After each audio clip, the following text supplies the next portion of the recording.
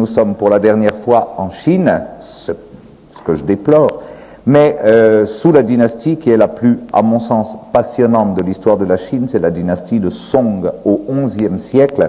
Et l'événement qui a été choisi comme emblème de notre rencontre s'est passé à Kaifeng, la ville où justement je vais vous amener ce soir. Kaifeng qui était à l'époque la grande capitale des Song, où un personnage qui s'appelle Pi Chang fait une invention absolument extraordinaire, peut-être ne se rendant pas totalement compte de l'importance de ce qu'il avait mis sur pied, c'est d'inventer de quoi dupliquer quasiment à l'infini les textes jusqu'alors manuscrits en utilisant des caractères mobiles en argile, encollés avec du jus de grenade sur des cadres métalliques. Autrement dit, et bien entendu, l'imprimerie était inventée en 1049 à Kaifeng sous les Song, 4 siècles avant nous. Et contrairement aux savants et chercheurs occidentaux qui prétendent que cette invention chinoise est une invention sans lendemain et donc que Gutenberg demeure le père de la typographie, j'insiste sur ceci que depuis l'époque des Song et depuis 1049, tous les sutras bouddhiques ont été édités et réédités par l'invention de ce fameux Pi Chang. Donc c'est pas du tout une invention sans lendemain. Il faut bien que nous admettions, nous occidentaux, qu'on a été précédé de 4 siècles par le génie des Chinois, une fois de plus, et voilà. La seule chose qui a pu vous étonner dans le libellé de mon sujet, c'était ce terme de alchimiste qui désignait Pi Chang, si tant est que vous avez le libellé de mon sujet en mémoire. Je voulais simplement vous expliquer ceci, que le terme d'alchimiste en Chine indique tout chercheur et tout inventeur. C'est pas forcément l'homme qui cherchait l'Hermès Trismégiste, la pierre philosophale et l'or à gogo. C'est un inventeur, Pi Chang. Mais la traduction de son titre, je dirais, en français, c'est bel et bien alchimiste. Toujours est-il qu'en 1049, c'est pas la seule chose qui se passait en Chine. On sculptait aussi, et cette sculpture, c'est ce que je vais vous montrer maintenant, c'est-à-dire le frontispice du jour, que vous connaissez d'ailleurs, puisque on est revenu au classicisme, c'est-à-dire je suis revenu à reprendre la photo qui était choisie. C'est une œuvre tellement admirable, c'est une œuvre en fait tellement révélatrice aussi de l'esprit de Song que je vous la montre. Il s'agit donc d'une statue de Bodhisattva, pour être tout à fait exact, de Bodhisattva Avalokiteshvara, c'est donc un Kuan Yin ou une Kuan Yin de plus. On en a déjà vu, souvenez-vous, sous les Tang, on a déjà eu l'occasion d'en parler. C'est ce Bodhisattva qui exprime la miséricorde universelle. J'aurai l'occasion de vous montrer au cours de cette conférence que le bouddhisme sous les Song est devenu un bouddhisme de tendresse, plus qu'il ne l'avait été sous les Tang et à plus forte raison sous les Wei auparavant, bouddhisme plus sévère. Sous les Song, c'est vraiment un bouddhisme presque de lyrisme, si vous le voulez, dans lequel la tendresse était très importante. Et qui incarne mieux la tendresse divine à l'égard de l'humain pécheur que Avalokiteshvara ou Kuan Yin, qui a tout donné et donne tout encore pour sauver nos âmes. Donc son culte s'est particulièrement développé, donc les représentations peintes, sculptées ou imprimées que l'on a de l'époque de Song sont innombrables. Et parmi les innombrables Kuan Yin que j'aurais pu choisir, celle que vous avez sous les yeux me paraît être une des plus belles. Si vous n'en êtes pas totalement convaincu, regardez un autre visage de la même statue et vous retrouvez dans le raffinement de ce modelé, dans la plénitude de ce modelé. Vous reconnaissez aussi dans la tension du dessin des yeux ou par exemple des sourcils. Vous reconnaissez également dans la richesse de la coiffure et des bijoux qui l'ornent une œuvre de très haute qualité, mais qui justement, par son côté à la fois sophistiqué et courtois, indique bien qu'il s'agit d'une œuvre de la dynastie de Song. L'ambiance palatiale, l'ambiance aristocratique, si vous le voulez, des arts, va déteindre jusqu'au dernier des monastères du bouddhisme. Et naturellement, maintenant, il faut que vous voyez l'œuvre dans son entier. Alors voilà donc cette œuvre complète. Et je veux dire que vraiment, ça c'est le coup d'apothéose. Je suis ravi de vos hauts et de vos A, pourtant discrets. Mais enfin, c'est vrai que quand on voit l'entier et qu'on voit comment ce personnage s'infléchit dans le bois, on en demeure saisi. D'autant plus que c'est une œuvre d'une virtuosité indicible. Elle est faite dans une seule pièce de bois. C'est une sculpture monoxyle. Donc, il ne s'agit pas d'éléments rapportés, mais véritablement d'une sculpture prise au cœur même du bois. Alors, je vous répète ce que je vous disais tout à l'heure, il y a des centaines de Bodhisattva Kuan Yin de l'époque de Song dans tous les musées et collections du monde, mais celle-ci me paraît une des plus belles. Alors maintenant, je peux vous dire que vous la trouvez en pleine aciérie, si l'on peut dire. Elle est en effet aux États-Unis, à Pittsburgh, d'habitude en effet plus connue pour ses aciers, vous admettrez. Elle est dans cette fondation assez phénoménale et cosmique que M. Carnegie a fondée à la fin du XIXe siècle, où on trouve des squelettes de dinosaures et des bodhisattvas song. Alors voilà, vous avez le bodhisattva song à défaut de dinosaures. On a assez d'occasions d'en voir ailleurs. Mais c'est une pièce vraiment indiciblement belle. Et elle est datée, c'est ça aussi qui est intéressant, elle est datée 1049. Donc elle est exactement de l'année qui avait été choisie. Puisque nous sommes en 1049, on va ouvrir maintenant notre gazette de 1049.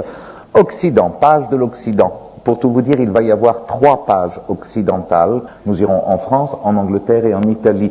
Vous ne le regretterez pas parce que vous allez retrouver là des personnages absolument capitaux pour l'histoire de l'art, pour l'histoire moderne. Ce sont en quelque sorte des bâtisseurs de l'histoire moderne, mais on ne se rend pas vraiment compte d'ordinaire qu'ils sont exactement contemporains de la grandeur des Song. Donc c'est une fois de plus une façon d'essayer de créer une horizontalité historique à ces causeries, non causeries c'est trop vilain, à ces conférences d'histoire de l'art. Voilà. Alors premier chapitre, la France. En 1049 règne sur le trône de France un personnage qui s'appelle Henri Ier, qui n'a peut-être pas laissé de très grandes marques dans l'histoire, mais dont je tiens à préciser qu'il est le 3e de la dynastie des Capétiens, puisqu'il est fils de Robert le Pieux, 2e Capétien, lui-même fils de Hugues Capet, vraiment par définition, 1er des Capétiens. Donc, l'œuvre de Henri Ier, qui est une œuvre, je dirais, discrète sur le plan de l'histoire, suit exactement celle de son père et de son grand-père et prépare exactement celle de ses fils, petits-fils, etc. C'est-à-dire ce grand problème que connaîtra le XIe siècle en France d'asseoir l'autorité royale face au tumulte des grands féodaux. Nous sommes dans la grande époque où en fait la France, et je dirais l'Occident de façon générale, commence à connaître ces dynasties implantées de droit divin, mais au fond résistent terriblement. Et l'essentiel du temps de Henri Ier sera de conforter le prestige et l'assise du trône de France pour le léguer plus solide qu'il ne l'avait reçu à son fils, qui lui-même, etc., etc. Donc, au fond, quand on réalise qu'il faudra attendre Louis XIV pour que vraiment le trône de France soit reconnu comme le soleil de la France, vous vous rendez compte que l'œuvre de Henri Ier est une œuvre héroïque véritablement. Qu'en dire de plus? Pas grand-chose, mais quand même 2 choses. Il s'est marié, et son mariage est intéressant. Il a épousé Anne de Russie. Cette Anne de Russie est la fille du grand prince Yaroslav de Kiev. On n'appelle pas encore ça la Russie, je veux bien, mais Yaroslav de Kiev représente quand même le plus important des seigneurs de tout là-bas. Et c'est extrêmement intéressant de voir qu'au XIe et XIIe siècle, plusieurs rois de France tiendront à ces unions avec l'au-delà des Balkans, car on a enfin compris qu'il y avait un monde qui s'ouvrait, un monde qui se prolongeait, un monde qui peut-être un jour allait servir. Et plutôt que de voir les filles de ces ducs, grands-ducs, princes et grands-princes passer aux mains des empereurs d'Allemagne, et de voir par là même les empereurs d'Allemagne asseoir encore leur dominion, la France s'inscrit dans les rangs, et c'est ainsi que Henri Ier épouse donc cette Anne de Russie, qui à côté de ça ne joue pas un rôle essentiel, sauf qu'elle a été un trait d'union, je dirais, entre l'Occident et les portes de l'Orient, pourrait-on dire. Deuxième chose peut-être à dire sur Henri Ier, dernière je vous assure, mais la plus importante peut-être, il a eu un filleul, et ce filleul est même devenu un peu son pupille, je dirais. Il s'appelle Guillaume comme tout le monde, il vient de Normandie comme tout le monde, on l'appelle donc Guillaume de Normandie, et comme on l'aime pas beaucoup parce qu'il fait beaucoup de bruit, on lui rappelle ses origines pas très propres en l'appelant Guillaume le Bâtard. Henri Ier est donc le tuteur de Guillaume le Bâtard. Mais quand on sait que Guillaume le Bâtard, dans 3 minutes, va s'appeler Guillaume le Conquérant, vous commencez à voir l'importance que ce titre de tutelle, je dirais, a pour la France, bien sûr. Hormis cela, si vous vous souvenez donc que le 3e des Capétiens est sur le trône de France et qu'il s'appelle Henri Ier, nous pouvons tourner la page française et nous intéresser à la page anglaise. Il y a longtemps qu'on n'a plus parlé d'Angleterre, mais cette fois-ci, elle est vraiment à un moment capital de son histoire. Un grand roi règne sur l'Angleterre, c'est Édouard, qu'on appelle Édouard le Confesseur. de par une extraordinaire, une fabuleuse, une monomaniaque, peut-être un rien, une psychopathique piété. Mais enfin, ça c'est pas à nous d'en juger. Disons qu'en tout cas, il était si pieux qu'on l'appelait le confesseur. Voilà. Personnage absolument extraordinaire en ceci que, pour ne parler pour l'instant que d'histoire, ou même mieux pour ne parler que de politique. L'Angleterre, depuis le haut Moyen-Âge, se bat entre deux clans qui visent chacun à la suprématie.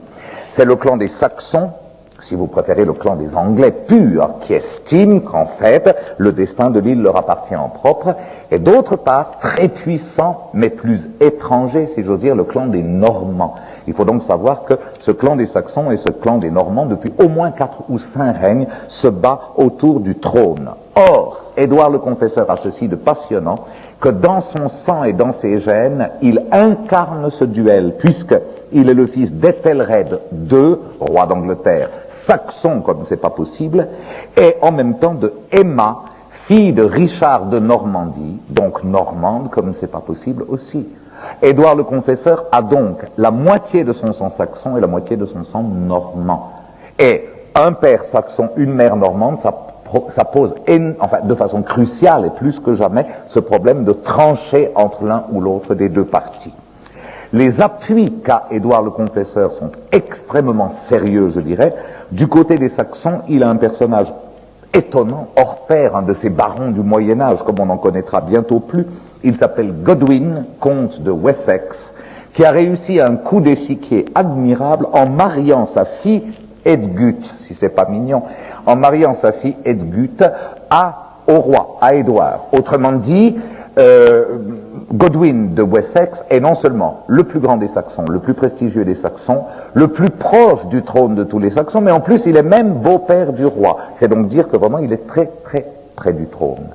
Et pour contrebalancer, à la tête du parti normand, il y a un certain Guillaume qu'on appelle de Normandie et parfois le bâtard, mais bientôt le conquérant, auquel Édouard a promis son trône, car Édouard sait qu'il n'aura jamais de descendance, il est hors de question pour lui d'approcher cet être satanique qu'est la pauvre Edgut, c'est contre ses principes religieux. Bon, donc, ce trône, il faut bien qu'il le promette à quelqu'un, et il a l'imprudence de le promettre à Guillaume, parce que Guillaume n'est pas encore trop inquiétant. Lorsque, et c'est là que ça devient absolument fabuleux, lorsque Édouard meurt, le clan des Saxons, qui est sur place, qui est là, qui recueille le dernier soupir du roi, le clan des Saxons, naturellement, nomme un roi. Et ce roi, c'est Harold, fils de Godwin, et donc frère de Edgut. Autrement dit, c'est l'espoir du clan saxon. Et tout irait pour le mieux dans le meilleur des mondes possible, si Guillaume de Normandie ou Guillaume le Bâtard ne l'avait entendu, et s'estimant frustré dans ce qu'il estime être son héritage, et la parole donnée avant sa mort par Édouard le Confesseur, il débarque en Angleterre, vous le savez bien sûr, et le 14 octobre 1066, il écrase l'armée de Harold dans une bataille restée fameussime, c'est la fameuse bataille de Hastings, dont vous avez évidemment entendu parler, sinon dans les livres d'histoire, du moins dans les livres d'art, puisque vous savez que l'épouse de Guillaume se consolera des voyages incessants de son époux en faisant du point de tige sur du lin avec ses petites copines, et ça s'appelle la broderie de Bayeux. Donc, c'est le fameux grand récit, si vous le voulez, de la saga de Guillaume le Conquérant, qu'on a revu beaucoup ces temps-ci, souvenez-vous, parce que c'est le premier document sur lequel on voit la comète de Halley qui est apparue en même temps que Guillaume débarquait en Angleterre. Donc, la bataille de Hastings règle, je dirais, le problème anglais, puisque Guillaume, qu'on n'appellera plus jamais de Normandie, ni plus jamais le Bâtard, mais toujours le Conquérant, se fait couronner à Westminster, au sortir de la bataille ou près, le 25 décembre 1066. Et vous admirez le choix de la date. Guillaume habilement a choisi le 25 décembre, comme Charlemagne, qui avait créé le monde, avait choisi le 25 décembre de l'an 800 pour devenir empereur des mains même du pape en la basilique Saint-Pierre de Rome. Le hasard de l'histoire est juste mignon pour un détail de plus. J'ai bien dit couronnement le 25 décembre 1066 à Westminster. Eh bien, l'abbaye de Westminster est flambante neuve à cette époque-là, puisque c'est l'œuvre fondamentale d'Édouard le Confesseur. Autrement dit, Édouard a réussi à créer le cadre dans lequel son véritable héritier, Guillaume, allait recevoir la couronne et par là même faire démarrer l'Angleterre sur, je dirais, une nouvelle ligne. Fin de la deuxième page, avec cet avènement de Guillaume le Conquérant, et début donc de la page suivante, politique italienne. Elle est au moins aussi importante. Vous admettrez que les événements français, les événements anglais étaient déjà d'une importance capitale. Plus capitale encore sont les événements italiens de cette époque-là. Ça commence comme un sinistre conte de fées, mais ça finit glorieusement, vous allez voir. Il était une fois en Normandie, parce que ça se passe toujours en Normandie à cette époque-là, il était une fois en Normandie un seigneur qui avait un nom superbe, mais pas un radis devant lui. Et surtout même pas de quoi faire boulotter ses 3 fils, lesquels étaient grands et larges et mangeaient beaucoup parce qu'ils bougeaient beaucoup. Ce seigneur s'appelait Tancrède de Hauteville. Et Tancrède de Hauteville, voyant que jamais ses fils ne pourraient faire une carrière dans le château familial et sur les terres familiales, parce qu'il n'y a plus rien, les tours s'écroulent, que jamais il ne trouvera des seigneurs à qui vendre ses fils dans les parages, parce que du côté de la Normandie, ça va plutôt mal économiquement, décide de les envoyer loin, et mieux que cela, décide de les envoyer très loin. Et il a cette idée invraisemblable d'envoyer ses 3 garçons au Basileus de Byzance. Et les 3 fils partent auprès du Basileus pour prendre le métier des armes. Ils deviendront capitaines à Constantinople. Ils y feront leur apprentissage, bon, métier des armes, mais surtout métier d'une civilisation orientale dont là-haut en Normandie, même chez les Hautes-Villes, on n'avait pas grande idée, croyez-moi. Et puis un beau jour, leur contrat étant fini, ils reviendront. Et sur le chemin de retour, ils seront rejoints par le petit dernier 4e qui arrive pour prendre du service et tombe sur ses 3 frères rentrant chez eux. Ce petit dernier est un personnage exceptionnel. Il s'appelle, nom de baptême, Robert, comme la moitié des Hautes-Villes, et on lui a donné depuis longtemps le surnom de Guiscard. On croit toujours que Guiscard ou Giscard est simplement un prénom comme ça. C'est pas un prénom, c'est un surnom, et même c'est un surnom un peu dur à porter parce que ça veut dire le malin, le matois, le rusé. Je parle pas de... Non. Je ne parle que du mien.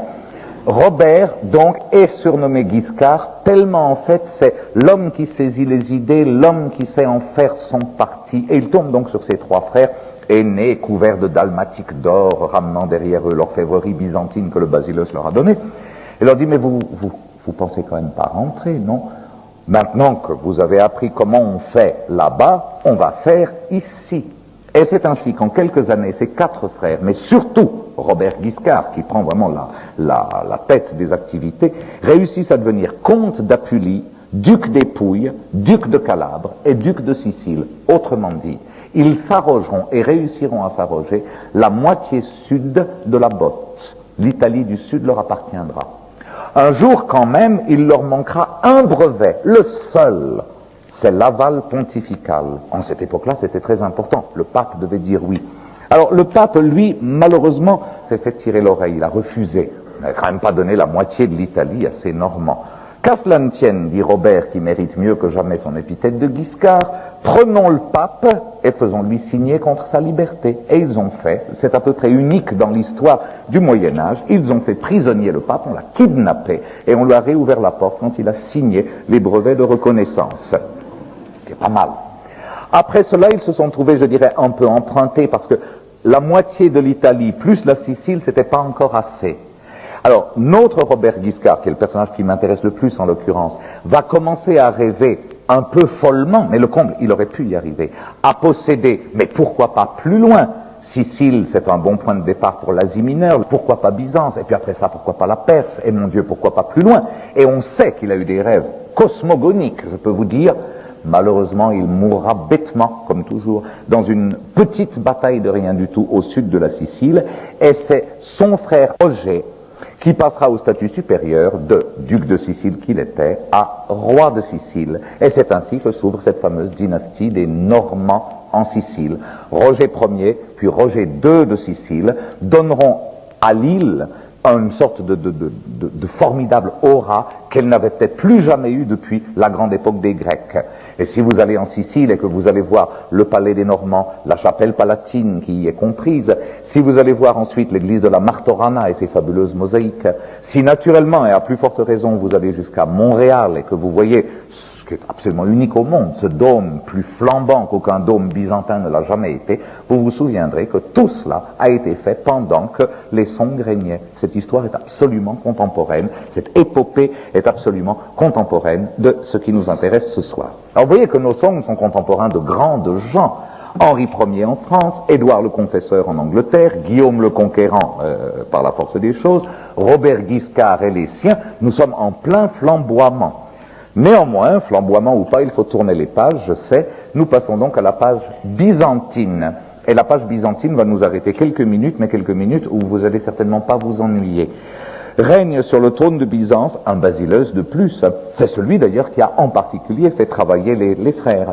Il s'appelle Constantin IX, mais vous savez qu'on ne les connaît que par leur surnom, c'est Constantin Monomaque en l'occurrence. Constantin Monomaque.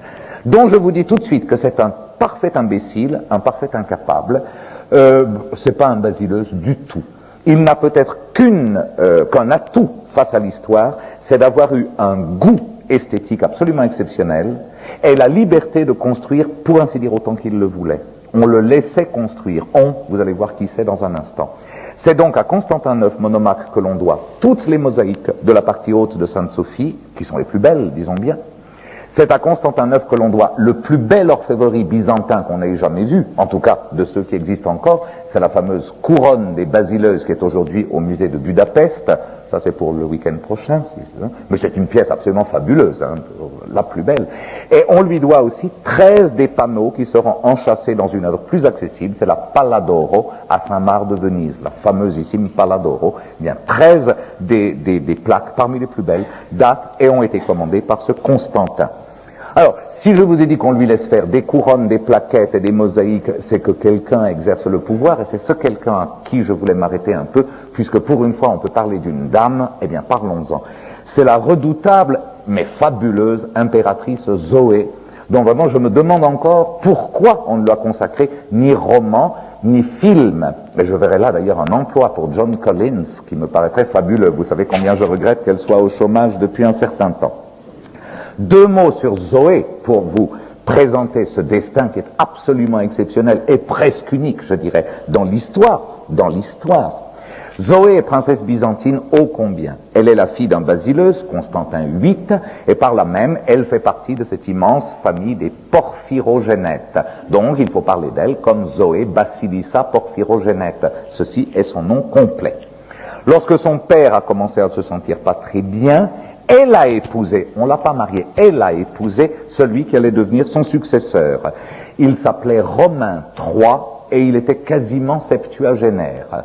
Elle a donc sacrifié sa jeunesse en épousant ce basileus. Elle l'a épousé, 1, pour pouvoir le gouverner, et 2, surtout, pour pouvoir l'assassiner. Et en fait, avec un beau tempérament, en 1034, Zoé Porphyrogénète s'est défait de son époux, elle l'a assassiné. N'imaginez pas que c'était à cette époque-là une tendre jouvencelle de 18-20 ans, elle avait déjà quand même 56 printemps, mais sa carrière ne faisait que commencer. Ayant assassiné son époux impérial, il a fallu qu'elle se trouve un époux impérial. Ben, qu'à cela ne tienne, l'assassin de son mari pouvait parfaitement jouer ce rôle-là. Et c'est ainsi que son amant en titre, Michel, est devenu à ses côtés Michel V, le Paphlagonien. Et quand Michel, qui en tant qu'amant, je disais, se contentait de son sort, mais en tant qu'époux a commencé à avoir des craintes pour sa vie, il y avait quand même l'exemple d'en dessus, n'est-ce pas? Lorsque Michel a pris le pouvoir, il a essayé d'interner Zoé, c'est-à-dire de la faire entrer dans un couvent, de l'enfermer dans un couvent. Eh bien, elle l'a pris de vitesse et il s'est trouvé dans un couvent. Elle s'est donc débarrassée ainsi de son deuxième époux, le forçant à abdiquer en 1041. Elle était encore moins jouvencelle, faites le calcul, vous avez les dates, elle avait à ce moment-là 63 ans. Vous me direz que ça va comme ça? Eh bien, pas du tout. Zoé a épousé son 3e amant en titre, le plus robuste Il s'appelait Constantin, et c'est justement celui qui est devenu Constantin Monomaque. Et elle a assuré le destin de Byzance jusqu'au jour de sa mort. Elle est morte exactement à notre date, presque. Elle est morte au début de l'année 1050, à l'âge de 72 ans. Et je vous fais une révélation complémentaire parce que je la trouve mignonne. On a un document unique dans l'histoire la concernant. L'une de ces dames de palais, qui s'appelait Porphyra, a tenu le livre de ses amants et a arrêté à l'âge de 72 ans au 1018e. Ce qui nous donne quelque chose qui est digne de l'ère du catalogue dont Don Juan, comme vous pouvez voir. Alors maintenant, vous avez remarqué, c'est une dame d'exception. Vous êtes d'accord? Nous allons faire une collecte pour que John Collins tourne sa vie. Je crois que ça en vaut la peine. Page byzantine pittoresque mais grande, parce que Zoé était une impératrice fabuleuse, pas très délicate dans ses manières, mais absolument fabuleuse, qui a réussi à garder la paix de l'Empire et qui a réussi à construire et qui a réussi... J'entends, ça a été en plus une grande politique, une grande souveraine, mais quand même, fermons cette page et attaquons la page indienne. C'est la dernière page avant la Chine, vous êtes presque au bout de vos peines. La page indienne est très bizarre parce qu'elle est double. Il y a une page indienne du Nord qui est sinistre, épouvantable, et une page indienne du Sud qui est radieuse. Car à l'époque qui nous intéresse, au-delà de l'an 1000, l'Inde n'est plus du tout une comme elle avait tant rêvé de l'être les siècles précédents. Souvenez-vous, l'Inde est farouchement deux. Depuis déjà pas mal de temps, depuis déjà presque 2 siècles, les hordes d'origine turque venues des plateaux d'Afghanistan, les hordes de Ghazni, comme on les appelle, ont pris l'habitude de déferler sur l'Inde. Donc, petit morceau par petit morceau, je dirais que l'entier ou presque l'entier du nord de l'Inde est sous la bannière de l'islam. Tandis qu'au sud, où ces Ghaznévides, ces gens-là ne sont pas encore arrivés, on vit dans une délibérée et soigneuse ignorance et on continue à faire de grandes choses. Alors, au nord, en 1049, l'Inde se réveille mal de son pire cauchemar. Le pire des Ghaznévides, le pire de ces fameux turco-afghans, a débarqué pour la 17e fois sur l'Inde, mais au lieu de se contenter d'une petite ville, aller d'une petite province, aller d'un petit royaume, il s'est attaqué pour la première fois à un temple. Et en 1049, c'est le prodigieux temple de Somnath, un temple shivaïque, qui a été attaqué. Il a été non seulement attaqué, mais pillé. Et le pillage a été tellement fabuleux que Mahmoud de Ghazni, le conquérant, a mis 4 fois plus longtemps que d'habitude à rentrer, tellement l'or, l'argent et les pierres grévaient la marche de ses chariots. Mais ce dont l'Inde ne se relève pas, c'est que, pour faire bon poids, bonne mesure, Mahmoud de Ghazni a incendié et rasé le temple, ce que personne n'avait fait jusqu'alors. Donc, l'Inde découvre avec une horreur indicible que non seulement elle doit admettre qu'elle a de nouveaux maîtres, ces fameux Ghaznévides, mais qu'ils ne reculeront devant rien pour posséder l'entier de leur richesse. Et croyez-moi, en Inde du Nord, c'est un silence de mort à contempler les ruines fumantes de ce qu'il reste du temple de Somnath. Pendant ce temps-là, alors, au sud, tout va pour le mieux dans le meilleur des mondes. On n'avait pas encore la télévision, ni la radio, ni les journaux, et puis on ne voulait pas l'avoir. Autrement dit, les dynasties du sud vivaient dans une espèce d'isolationnisme total. C'est l'apogée d'une des toutes grandes dynasties, 1049, c'est la dynastie des Ganga.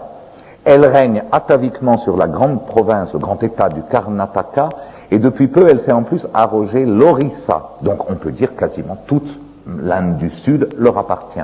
Et de la nouvelle capitale qu'ils se sont fixés, c'est Ganga, la ville de Kalinganagara, qu'on appelle aujourd'hui Bhubaneswar, ils font en fait la culture et l'art de toute l'Inde du Sud. Et on construit dans les années 1049, c'est le plein des chantiers, on construit 3 des plus beaux, 3 des plus grands, 3 des plus illustres temples de l'Inde du Sud. Le temple de Vishnu à Puri, le temple de Surya, le dieu soleil, à Konarak, que vous connaissez même si le nom ne vous dit pas grand-chose, vous avez vu une fois ou l'autre ce fameux temple monté sur d'énormes roues de pierre qui évoquent le char du soleil. Et voilà, c'est ce temple-là. Et le temple Lingaraja, consacré à Shiva, dans l'actuel Bhubaneswar. Donc vraiment, Puri, Konarak et Bhubaneswar vous montrent bien l'importance et l'efflorescence encore des arts en Inde. On en a fini avec la Gazette, mais j'espère que vous avez pu constater que dans les 3 pages occidentales, comme dans la page moyenne orientale grâce à Zoé, Et en plus, dans la page orientale, déjà grâce au Ganga, ce sont des années d'efflorescence. 1049-1050, ce sont des années prodigieuses. Eh bien, c'est la même chose en Chine. Ce sont aussi des années prodigieuses. Et vous savez bien, il faut bien qu'on fasse un tout petit peu d'histoire, pour ne serait-ce que raccrocher les wagons des mercredis. Nous avions vu la dernière fois la dynastie de Tang, nous l'avons laissée en pleine apogée. Eh bien, en 1049, la dynastie de Tang est tombée depuis longtemps. Souvenez-vous des dates, elle est tombée en 907. Il y a donc 142 ans qu'on n'entend plus parler de Tang. Ils ont perdu le mandat céleste, selon l'expression caractéristique, donc on ne les mentionne même plus dans les annales.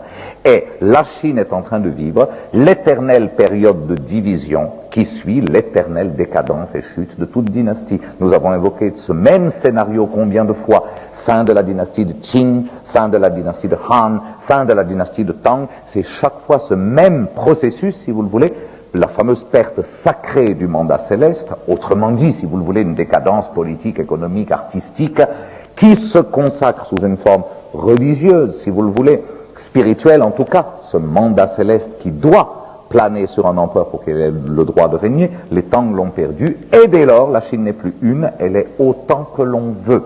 Et vous vous souvenez que nous avons vu, à chaque fin de dynastie monolithe, la Chine se redivise. Et cette fois-ci, c'est assez extraordinaire, puisque les historiens chinois parlent d'une période des 5 dynasties pour le nord de la Chine et des 10 royaumes pour le sud de la Chine.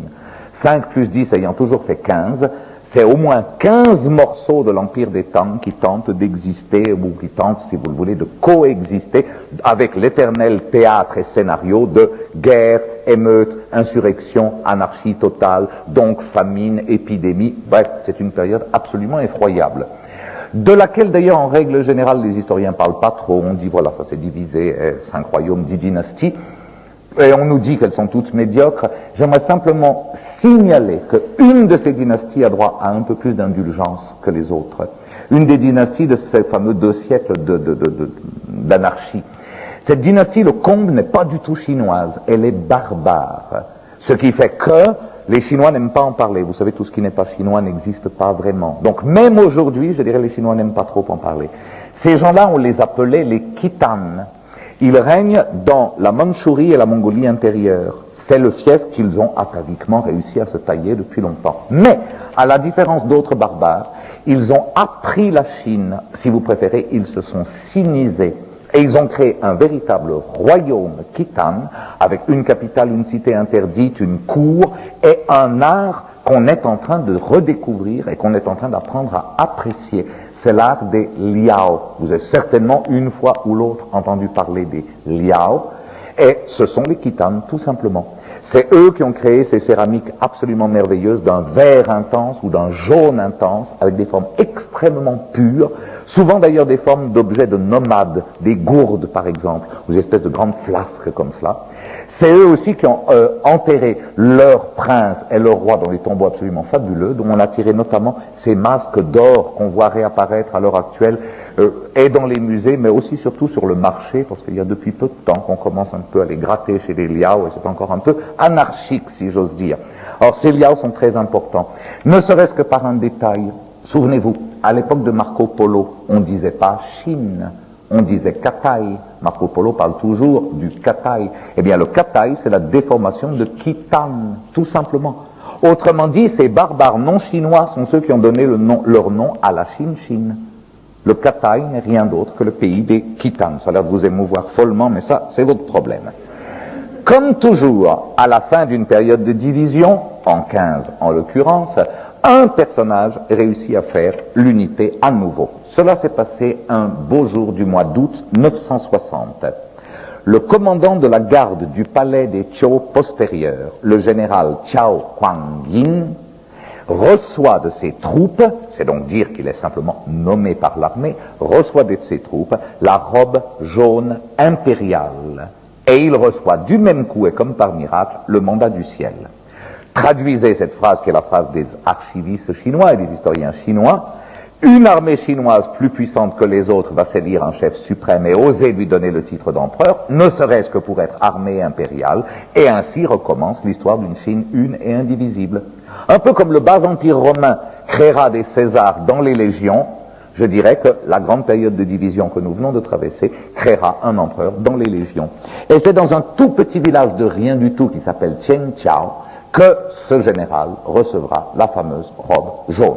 Et si vous allez aujourd'hui à Qianqiao, où il doit bien y avoir 800 habitants, une auberge, un cinéma et un débit de tabac, on vous montrera avec piété un vieil arbre rabougri, un vieil arbre qui a l'air mort, mais qui naturellement ne l'est pas, comme tous ces arbres de l'histoire. C'est l'arbre auquel, le saphora auquel, le général a attaché son cheval pour recevoir la robe impériale et fonder la dynastie des Song. On voit encore cet arbre. Notre général, revêtu de cette robe et de ce mandat, ne pouvait naturellement pas déclarer l'ouverture d'une ère nouvelle dans un village de quelques feux. Il est donc allé tout simplement à la ville la plus proche, 23 kilomètres ça va, et cette ville c'était Kaifeng. Par le hasard de l'histoire donc, Kaifeng est devenu le lieu où ce général a déclaré l'ouverture de l'ère de Song et s'est nommé en fait empereur sous le nom de Song Taizu. Song Taizu. Et ainsi s'ouvre la dynastie de Song en 960. Elle durera presque 3 siècles, puisque c'est en 1279 qu'elle s'éteindra. Au terme de 14 règnes, 14 empereurs porteront le nom de Song, avec toujours le même onomastique, Song Taizu, Song Taozong, Song Wongyang, Song Qiangyong, etc. Toujours Song d'abord, pour bien désigner l'appartenance, si vous le voulez, à la lignée, puis ensuite les noms de règne que se choisissaient ces empereurs. Et je vous dis tout de suite que ça finira naturellement lamentablement. Comme le dernier des Tang était mort ignominieusement et a perdu le mandat du ciel, le dernier Song mourra ignominieusement et perdra le mandat du ciel. Il préférera se trancher la gorge plutôt que de devoir donner sa ville à Kubilai Khan, qui est aux portes de la capitale. Et donc le dernier des Song préférera mourir plutôt que de lâcher son empire. C'est ce qu'on appelle en Chine une mort ignominieuse. Je voulais simplement ajouter, parce qu'on va beaucoup en parler, que des 14 empereurs, il y en a un que vous ne devez pas oublier, c'est Song Huizong. C'est le 5e empereur de la dynastie de Song. Il est monté sur le trône en 1101. Il mourra en 1125. 24 ans de règne, c'est pas trop long. Mais je peux vous dire, n'importe qui connaissant la Chine ou l'histoire de l'art de la Chine pourrait vous dire, c'est l'apogée absolue, je dirais non seulement de la dynastie de Song, mais peut-être de toute l'histoire de la Chine. Jamais les arts en Chine n'auront un raffinement comparable à ce que Song Huizong va créer à Kaifeng. Ce sera une période fabuleuse. Et la plupart des œuvres qui vont suivre dès maintenant, je jure, proviennent de son règne.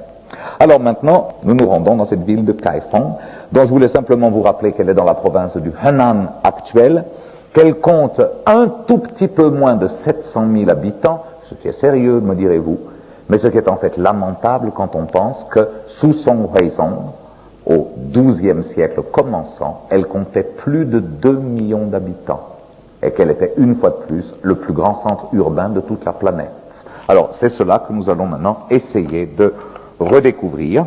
On commence par une carte, bien sûr, pour vous indiquer que Kaifeng se trouve, voilà, au bout de ma flèche ici, c'est-à-dire, vous l'aurez constaté, exactement dans la même région que les 2 derniers lieux que nous avons vus, Jinan et Qufu, dont je vous avais dit à l'époque que vraiment ces centres-là, Jinan, Qufu et aujourd'hui Kaifeng, sont dans le cœur originel de la pensée, de l'art et de la civilisation chinoise. Au fond, c'est là que tout s'est créé et c'est là que tout continue à se créer.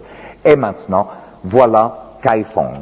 Car en effet, tout à l'heure, je vous montrerai des photos du Kaifeng d'aujourd'hui. Seulement, hélas, comme toujours, une immense partie du patrimoine a disparu dans les guerres qui ont marqué la fin de la dynastie de Song, marquée aussi par les guerres qui ont marqué les dynasties de Ming et de Qing. Et comme si ça ne suffisait pas, les bombardements japonais ont détruit tout ce qui pouvait rester dans les dernières années du dernier conflit. Autrement dit, pour redécouvrir la splendeur de Kaifeng, il n'y a rien. Il n'y a rien, ou plutôt, il y a un miracle. Sous le 5e empereur de Song vivait un peintre génial. Ce peintre s'appelait Da Xieduan. Et à la demande de l'empereur, il a peint en un immense rouleau, comme les Chinois ont coutume de le faire, l'histoire d'une fête à Kaifeng. Et aujourd'hui, c'est pour nous un trésor absolument inestimable, puisque nous voyons une Kaifeng disparue. Nous voyons vivre la Kaifeng des Song. Un historien d'art, chinois d'ailleurs, est fou, a compté le nombre de personnages que le peintre a inclus dans ce rouleau. Il a dépassé les 6000 personnages. Car le rouleau, et c'est important de vous le dire, mesure un tout petit peu moins de 30 cm de hauteur, mais 5 mètres 20 de longueur, et raconte dans un style miniaturé qui est absolument prodigieux de précision, de drôlerie, d'humour et en même temps de grandeur, raconte donc toute l'histoire de la ville. Un certain jour, c'est le jour de la fête de Ming-Qing, c'est-à-dire, le jour de la fête de Qingming. Qing, en chinois, veut dire pureté, transparence, je dirais, et Ming veut dire lumière, comme vous savez. Alors, Qingming, cela veut dire clarté, lumière, et c'est les deux idéogrammes qui marquent le 5e mois de l'année solaire. Autrement dit, le mois de printemps, mai pour nous. Et c'était le mois des grandes fêtes, et notamment le mois de la fête des ancêtres. Et c'est cela le prétexte du rouleau, c'est raconter cette fête.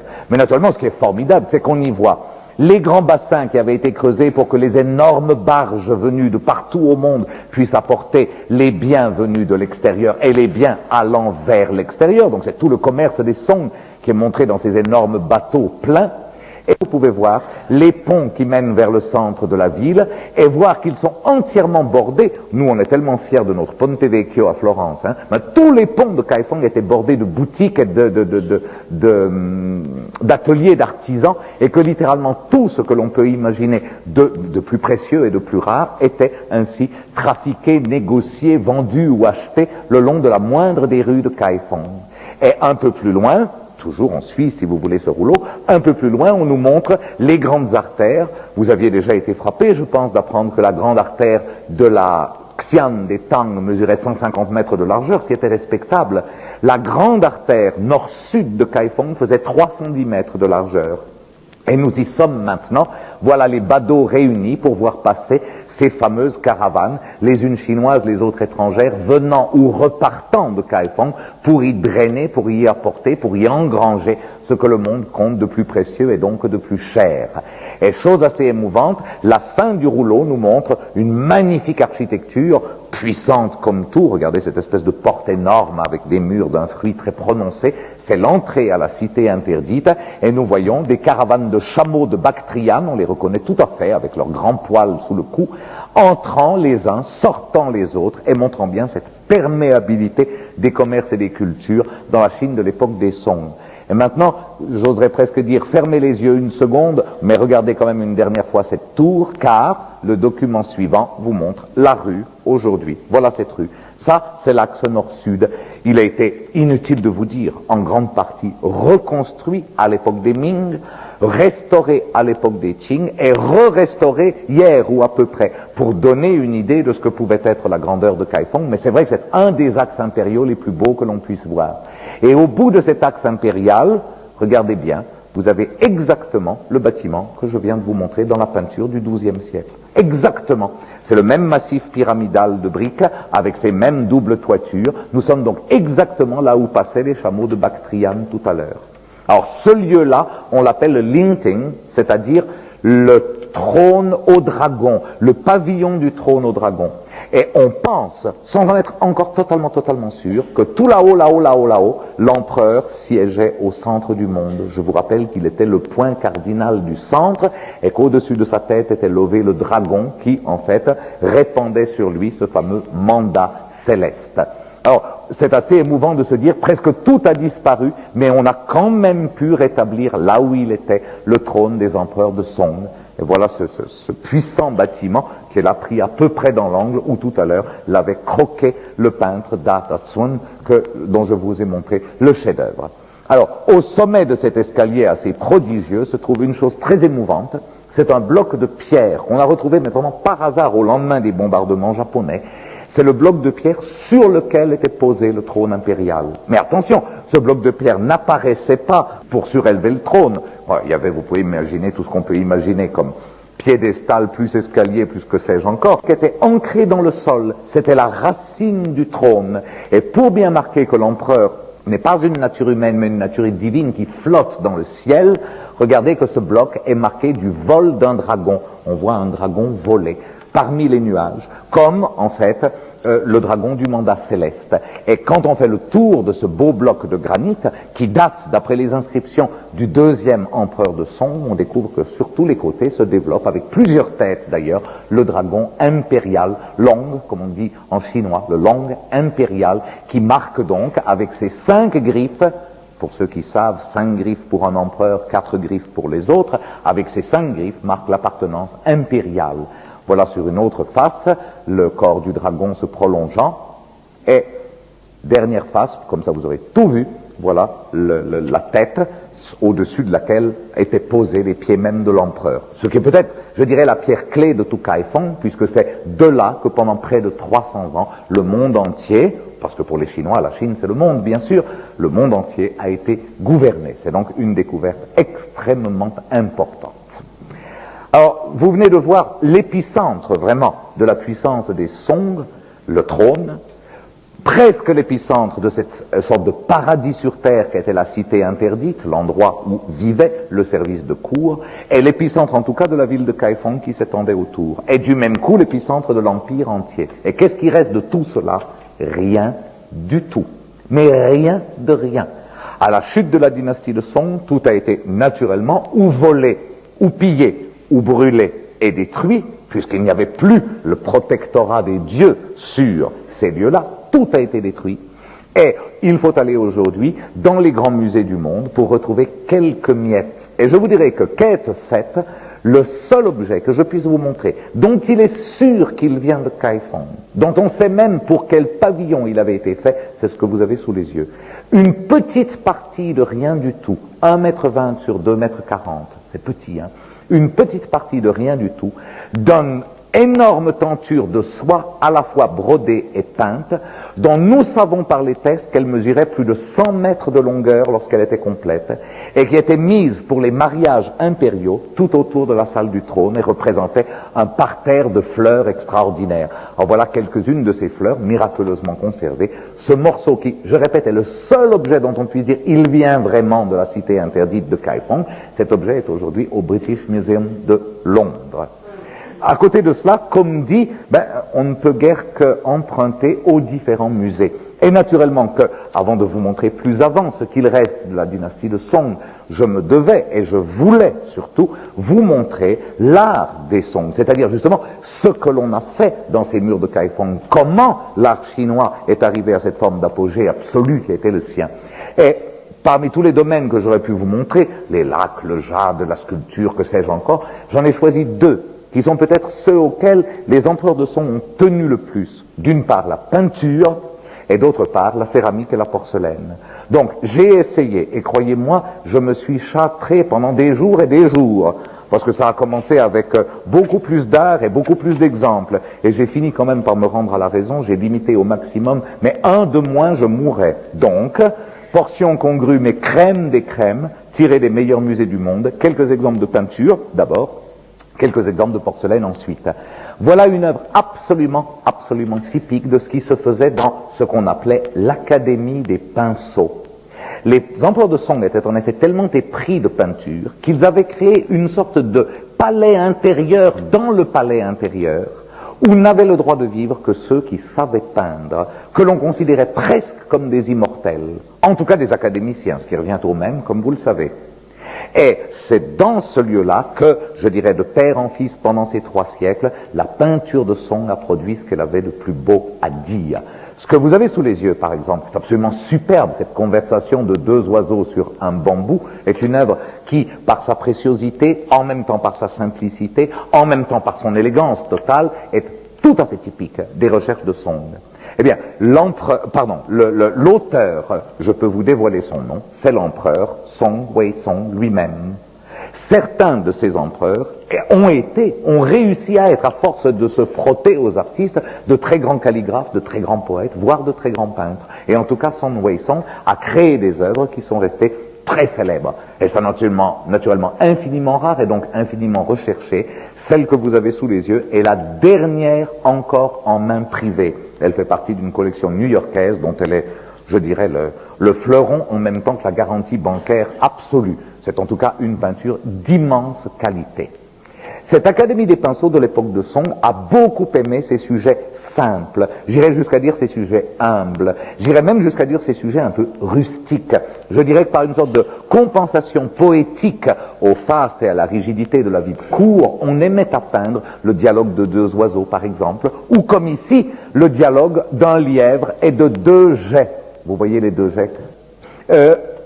Je dirais que, après s'être contenté dans les premiers temps de la dynastie de peindre les animaux avec une forme de véracité poétique indicible, les peintres de Song se sont mis à jouer avec les animaux et donc à créer de véritables fabliaux qui préparent absolument le terrain à La Fontaine. Quand on voit ce lièvre et ses geais, on a envie de dire, voilà l'illustration de la fable du lièvre et des deux geais, sans savoir tout à fait ce que c'est, mais ça ne fait rien. Tellement il semble y avoir de connivence entre ces animaux. Et en plus, le tout traité avec une sorte d'aisance du pinceau sur la soie qui est absolument extraordinaire, tant dans l'entier de la composition que dans le rendu en détail des plumes ou du pelage du lièvre. Cette pièce totalement exceptionnelle, une des plus belles peintures animalières de la dynastie de Song, est aujourd'hui gardée à Taipei. Mais elle a fait partie du butin de Chiang Kai-shek, donc déplacée à Taïwan, et est aujourd'hui l'un des orgueils du musée du Palais. Troisième peinture que je vous montre, elle est encore plus extraordinaire à mon sens, et elle est encore contemporaine comme ce qui a précédé de Song Wei-song. Donc l'empereur peignait ces fameux deux petits oiseaux sur son bambou pendant que le fabliau du lièvre et des deux geais était peint, et pendant que ce que vous avez sous les yeux était peint aussi. C'est un très grand maître que vous avez là qui s'appelle Ma Yao, et il a surtout, enfin il a quasiment uniquement peint de telles scènes animalières, dont celle-ci était son œuvre la plus connue. Cela s'appelle Une famille de chats, tout simplement. Or, vous remarquerez qu'il y a évidemment deux garçons, c'est ceux qui sont en train de se peler le chignon sur la gauche, évidemment, avec la robustesse et la violence due au petit mâle. Il y a une mère digne comme une dame de Tang, si vous remarquez, alors c'est vraiment la dignité de cour personnifiée, qui abrite l'apprentie dignité, c'est-à-dire la fille, très vraisemblablement, qui est là, regardant d'ailleurs d'un œil infiniment réprobateur les deux frères. Et cette scène, tout en silence, tout en tendresse et tout en humour, est traitée d'une façon absolument magistrale. Comme pour toutes ces pièces qui sont vraiment d'absolus chefs-d'œuvre, j'aime vous dire où elles sont maintenant. Cette fois-ci, alors, le pèlerinage sera long, c'est au Japon, c'est à Nara, et c'est dans un des musées japonais célèbres pour la difficulté d'y entrer. J'entends, il faut vraiment que ce soit un chef-d'œuvre absolu pour pouvoir être compris dans ces collections. C'est le musée Yamato Bunkakan de Nara qui possède ce morceau de peinture absolument exceptionnel. Il faut savoir que ce qui se faisait à l'Académie des pinceaux appartenait donc à cette palette à la fois extrêmement chatoyante, riche et raffinée, dont nous venons de voir trois exemples. Et à côté de l'Académie des pinceaux, par contre, se développait une peinture beaucoup plus originale, je dirais surtout beaucoup plus prospective, et une peinture dans laquelle le paysage, traité dans ce camailleux de noir et de blanc, avec du lavis tout simplement, un lavis d'encre de Chine, cette peinture-là donc se développait de façon extraordinaire, avec des peintres célébrissimes comme Fan Quan par exemple, Fan Chiao par exemple, ou Ma Lin. Et j'ai choisi de ne vous en montrer qu'un, j'ai choisi de vous montrer Ma Lin avec une feuille d'album que vous avez là, représentant les premières senteurs du printemps. Et c'est vrai, je trouve extraordinaire de se dire que dans quelque chose qui fait 22 cm de hauteur sur un peu moins de 30, comme vous pouvez voir, on a réussi à rendre les arbres morts pendant l'hiver, ces brumes d'un hiver qui se dissipent, l'espoir d'une lumière qui apparaît là-bas, et quelque chose qui commence à sentir la terre mouillée. Et dans l'économie de moyens d'une œuvre comme celle-ci, je trouve qu'il y a vraiment une des visions les plus prophétiques de l'art, entre guillemets moderne, parce que je sais bien que c'est un mot qui ne veut rien dire, mais quand même, une des visions les plus prophétiques de ce que sera l'art de demain, par l'économie de moyens surtout. Et ce qui me paraissait intéressant d'ajouter, c'est que c'est cette fameuse école des paysagistes, c'est cette fameuse école des maîtres du lavis en noir et blanc uniquement, qui va donner naissance à une des plus fabuleuses, je dirais, écoles de graphisme. C'est l'école qu'on appelle en Chine l'école de Shan, et c'est l'école qu'on appelle au Japon l'école de Zen. Autrement dit, l'idée d'utiliser le pinceau, l'encre et ce support qu'est la soie ou le papier comme une sorte d'exercice de méditation. Le sujet, en quelque sorte, se mûrissant à l'intérieur de soi-même, puis se jetant sur le support avec une violence et une rapidité absolument extraordinaires. Et là, vous avez vraiment une des œuvres les plus incroyables qui soit. Elle est de Hu Keo, un des tout grands maîtres chinois, je dis bien, chinois de l'école de Shan. C'est début du XIe siècle, mais c'est fou, hein, ça a 1000 ans cette œuvre-là, presque, allez. Une œuvre qui représente tout simplement un des 7 patriarches du bouddhisme. C'est-à-dire, les patriarches, il y en avait 7, il n'en reste hélas qu'un de cette série d'œuvres, sont en train de rêver à la vertu à laquelle ils voudraient s'assimiler, je dirais la vertu dans laquelle il voudrait fusionner.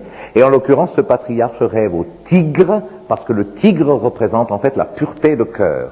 Et je trouve qu'à la fois avec une maestria incroyable, mais en même temps, j'espère que vous remarquez, un humour extraordinaire, le patriarche a tellement médité son tigre qu'il se l'est fabriqué dans les bras.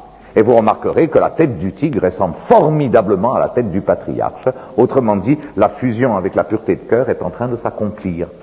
Je dirais que, à la fois dans la violence du pinceau, à la fois dans la liberté du mouvement, et en même temps dans cet humour absolument conscient que vous avez dans cette œuvre, vous avez le point de départ en Chine et sous les Song de tout ce que donnera la grande peinture zen jusqu'à hier, jusqu'à aujourd'hui et jusqu'à demain dans le Japon. D'ailleurs, disons bien que c'est cette peinture de l'époque de Song, cette peinture Shan, comme on l'appelle de l'époque de Song, qui va s'exporter le mieux vers le Japon. Ainsi, l'élève préféré du maître précédent a été l'auteur de cette œuvre. Il s'appelait Muki. Et ce Muki a peint très peu d'œuvres, car il les mûrissait très longuement en lui-même avant de les jeter sur le pinceau, sur la soie. Et en l'occurrence, je vous montre une de ses œuvres, c'est cette Guenon et ce petit sur un vieux pin. Eh bien, cette œuvre-là a été tellement appréciée par le prince héritier du Japon que le 5e empereur de Song le lui a offert. Et aujourd'hui encore, cette œuvre figure parmi les trésors indicibles dans des plus grands temples japonais, le temple d'Aitokuji. Donc, ce qu'il faut savoir, c'est que l'essentiel de cette culture chinoise de l'époque de Song sera, sous les Song même, transporté au Japon et donnera au fond la base même, ou en tout cas la renaissance même des arts japonais, notamment dans la peinture de noir et de blanc, où les Japonais deviendront, et vous le savez, des maîtres absolus eux aussi. Alors déjà, ces quelques peintures, je crois, mettaient bien en valeur l'importance de la culture à l'époque de Song, mais ça aurait été parfaitement injuste de me limiter à ça, car les Song ont encore plus apprécié l'art de la céramique et de la porcelaine, qu'ils ont apporté vraiment à leur apogée absolu. Donc, je me devais de vous montrer quelques exemples. Commençant par le classique des classiques, l'attendu des attendus, parce que c'est ce qu'on lit même dans l'histoire de l'art des points Silva, les Song ont inventé le céladon. Je me permets juste de signaler que c'est naturellement pas vrai. On tournait autour du céladon depuis des dynasties et des dynasties déjà, mais ils sont arrivés, et c'est vrai, à cet indicible verre d'eau, au lustré extrêmement satiné, qui est vraiment le sommet, je dirais, de l'expression de céladon. Et on en a un admirable exemple ici, avec cette petite urne funéraire à couvercle, qui est la fierté d'une des plus belles collections de porcelaine chinoise qui soit. Je vous ai déjà dit que mes cours avaient la prétention aussi de vous donner des idées pour aller voir des musées. Eh bien, si vous êtes à Londres pour aller chez Harrods, ne manquez surtout pas d'aller à Londres aussi voir ce musée. Il est un peu en dehors des circuits, c'est la Percival David Foundation. Monsieur Percival David, dit en français, a été un formidable collectionneur, à l'époque où c'était possible, de grandes céramiques et porcelaines chinoises des grandes dynasties, et ayant légué l'ensemble de sa collection, plus de confortables moyens pour la faire vivre, on a aujourd'hui un musée Percival David qui est absolument fabuleux, et d'où vient en particulier ce céladon de Song, qui est vraiment un des plus classiques, c'est vrai, mais en même temps un des plus parfaits que l'on puisse voir. Alors je vous disais, entrer en matière, juste pour vous rappeler, le céladon, c'est vrai, a connu sa plus grande acception à l'époque des Song. Mais je ne pense pas que les Song aient prisé le céladon plus que d'autres techniques. Je dirais même mieux, le céladon était presque une sorte de technique du quotidien. On a fait des recherches et on a privilégié d'autres couleurs, par là même d'autres couvertes, d'autres engobes, avec infiniment plus de passion. Par exemple, le blanc. Alors, je voulais consacrer quelques diapositives à vous montrer cette couleur absolue qu'est le blanc. Parce que c'est vrai que c'est une couleur absolue. On peut tout dire parce qu'on ne dit rien avec du blanc, simplement. Alors, sous les Song, il y a une infinité de blancs, mais deux au moins que vous devez apprendre à distinguer. Ce blanc-ci, qui est un blanc, je dirais, opaque. Un blanc qui a la résonance, en même temps la profondeur, la solidité, si vous le voulez, de l'ivoire. Un blanc qui rappelle vraiment l'ivoire. Ce blanc-là s'appelle le blanc de Ting. Ting. Et vous avez devant vous un des vases les plus simples, en même temps qu'un des vases les plus parfaits de Ting que l'on puisse voir au monde. Celui-là, je l'ai emprunté à une autre grande collection d'objets chinois en terre japonaise. C'est le tout nouveau musée Toguri à Tokyo, qui contient un choix d'objets absolument bouleversant. Blanc opaque. De l'autre côté, les Song ont aussi privilégié le contraire, c'est-à-dire un blanc complètement transparent, complètement évanescent. On a l'impression de voir passer la lumière à travers, on a l'impression que c'est de la glace en train de fondre. Les Chinois ont dit des choses encore bien plus belles que je ne saurais le dire maintenant.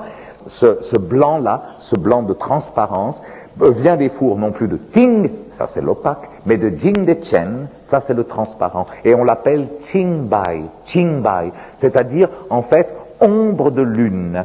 Ce sont des objets blancs, mais avec une très légère couverte transparente, bleutée, qui va se loger dans les gravures et donne vraiment l'impression d'une pièce de glace en train de fondre pendant la nuit. Alors voilà une première pièce de Qingbai qui est admirable, c'est une verseuse dans son présentoir en forme de bol, lotus comme vous pouvez voir. Et là alors, parce que c'est tellement beau et tellement absolu comme type d'objet, je me suis permis d'en apporter plusieurs, toujours dans ce goût et ce culte même, je dirais, des formes simples. Que pensez-vous de cette boîte à encens en forme de kaki, dont vous pouvez voir la petite tigette sert de danse, pourrait-on dire. Vous voyez qu'elle est blanche, mais même si aucune photo au monde ne pourra jamais rendre l'ambiguïté de teinte des porcelaines de la Chine, vous pouvez quand même voir sur celle-ci qu'il n'y a pas que du blanc, mais qu'il y a justement cette toute petite teinture de bleuté qui ajoute quelque chose de tellement incroyable. Autre boîte à encens, où le bleu est encore plus dominant, toujours dans cette même esthétique de Qingbai et toujours de ces mêmes fours de Jingdechen. Voilà une boîte en forme de chrysanthème. Et là, vous voyez mieux peut-être que dans les exemples précédents, comment en fait la dernière glaçure blanc-bleuté va en fait s'intensifier dans les creux laissés dans le décor même de floral de ce couvercle. Et pour vous amener maintenant au chef-d'œuvre des chefs-d'œuvre de cette esthétique de Qingbai, c'est-à-dire à des pièces vraiment de qualité impériale, voilà une coupe et son support, assiette à gâteau d'ailleurs, coupe à alcool et assiette à gâteau. C'est encore une production de Jingdechen pour la cité de Kaifeng, et cette pièce, vraiment indicible, parce qu'elle arrive à la couleur la plus belle que l'on puisse imaginer, est au musée Toguri. Tout de même, ça me faisait de la peine de citer toujours ce Toguri comme vraiment le dépositaire des plus grands chefs-d'œuvre. Je vous dirais donc que, aux yeux des spécialistes, aux yeux de ceux qui vraiment font de la porcelaine leur carrière, leur vie et leur métier, la plus belle pièce Song de Qingbai est celle que vous avez sous les yeux. C'est ce brûle-parfum en forme de lotus portant un oiseau qui d'ailleurs crache la fumée lorsqu'il était en action. Cette pièce-là, du début du XIIe siècle, et donc du règne d'apogée de la dynastie, est aujourd'hui au Art Institute de Chicago. Et c'est vraiment une pièce absolument exceptionnelle.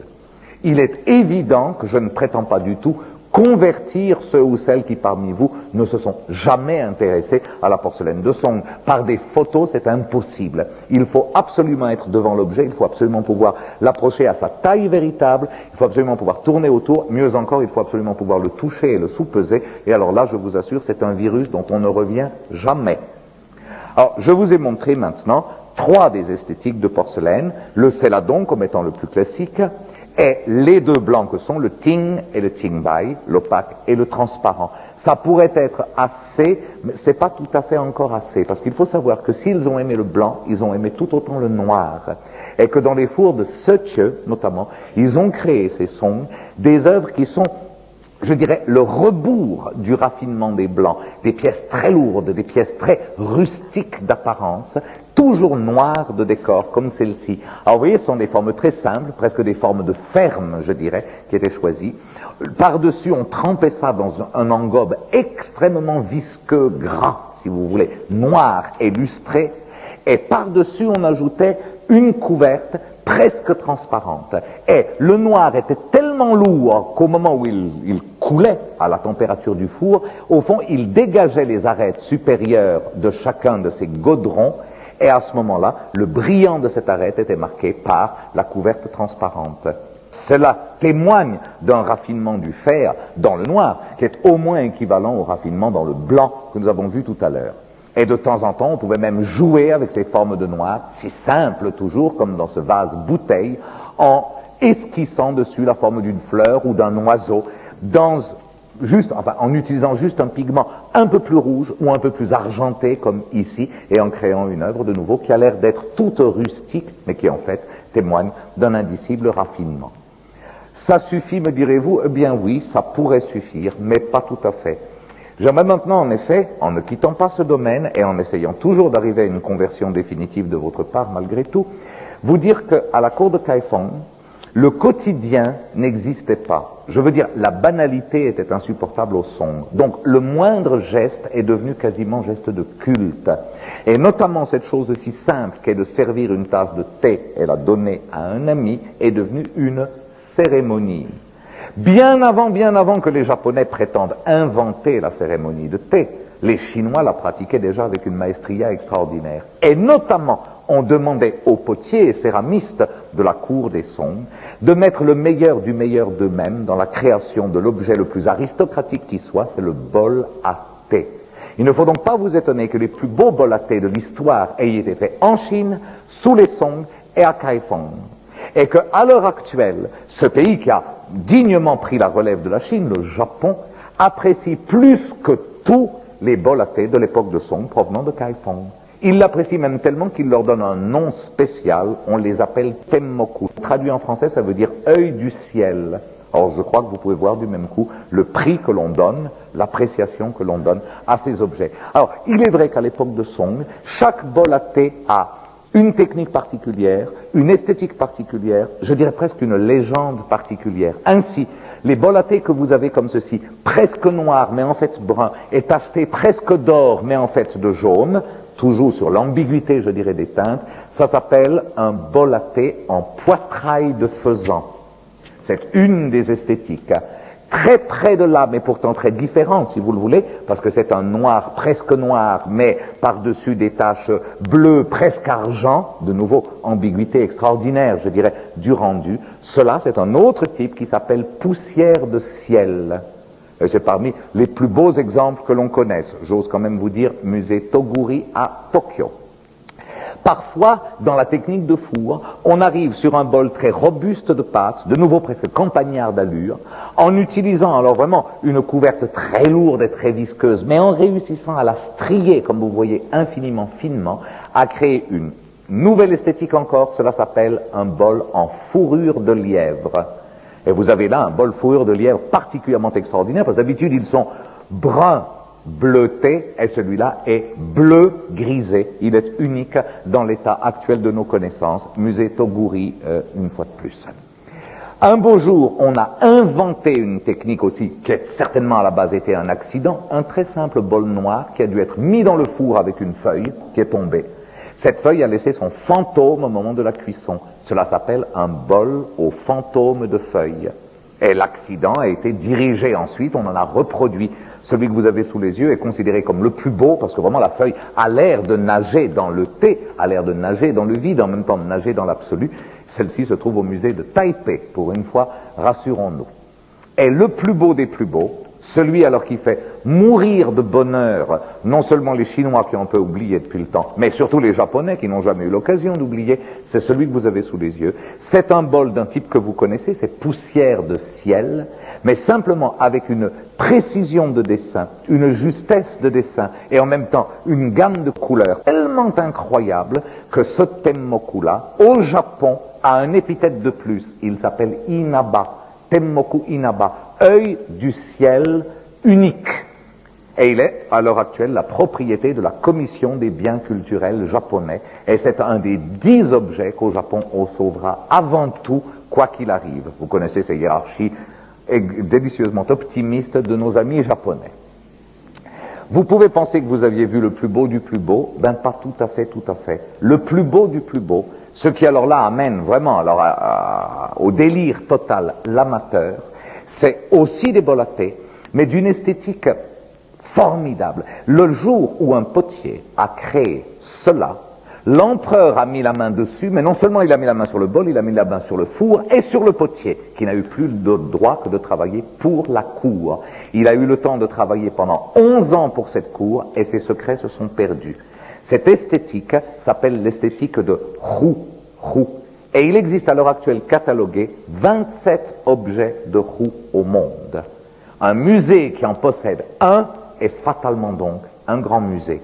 La plus grande concentration de Roux existant se trouve à Taipei, et ce fabuleux bol-là vient de Taipei. Pourquoi fabuleux? Parce que je dirais, la couleur est incroyable. Personne ne peut dire, mais il faut être devant l'original, j'admets une fois de plus, si c'est bleu ou si c'est vert, tellement c'est entre les deux. Personne ne peut dire si c'est brillant ou si c'est mat, tellement c'est entre les deux. Et dans cette espèce d'ambiguïté formidable de la pièce, c'est un objet exceptionnel. Donc, il en existe, je vous dis, moins de 30 au monde. Alors, naturellement, que quand le créateur de ces roues a disparu, on a cherché à retrouver son secret, et on est arrivé à presque aussi bien. C'est l'esthétique de Thune, dont vous avez un exemple ici, l'une des plus recherchées des collectionneurs à l'heure actuelle. Vous avez un des plus beaux Thune répertoriés au monde. Il fait partie des collections de Percival David Foundation à Londres. Et vous m'autoriserez d'être à ce point égoïste que je finis par, à mon avis, le plus beau bol jamais fait en Chine. Alors, roulons les tambours.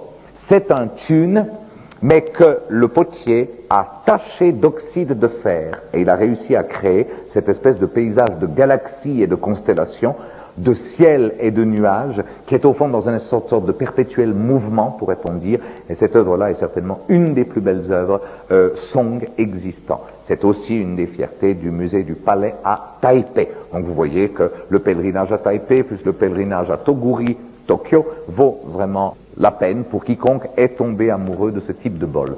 Et j'aimerais simplement conclure, parce que maintenant nous allons repartir visiter ce qu'il reste à voir à Kaifeng, bien entendu. J'aimerais simplement que vous ayez constaté, c'est vraiment l'absolu en matière de peinture, l'absolu en matière de céramique et de porcelaine que je vous ai montré ce soir. Et tout cela a été créé dans ce 11e siècle où Kaifeng a vraiment joué le rôle de presque d'alambic des arts. Tiens, ce serait le mot. Alors nous voilà armés maintenant que vous avez, disons, admis ce raffinement étonnant, constaté ce raffinement étonnant, nous voilà amenés à voir ce qu'il reste de Kaifeng. Ben, ce sera vite vu. Aujourd'hui, Kaifeng est une ville industrielle, avec plus de cheminées d'usines que quoi que ce soit d'autre, c'est une ville ingrate, mais le miracle a voulu que l'on garde le tracé de l'axe nord-sud, nous l'avons vu. Le trône, nous l'avons vu, et 2 pagodes. Et je vais vous montrer maintenant ces 2 pagodes. La première que je vous montre s'appelle la pagode Fanta. Fanta, tout simplement. Et elle est intéressante parce qu'elle a été édifiée par le premier empereur de la dynastie de Song, et très vraisemblablement pour célébrer en quelque sorte son avènement.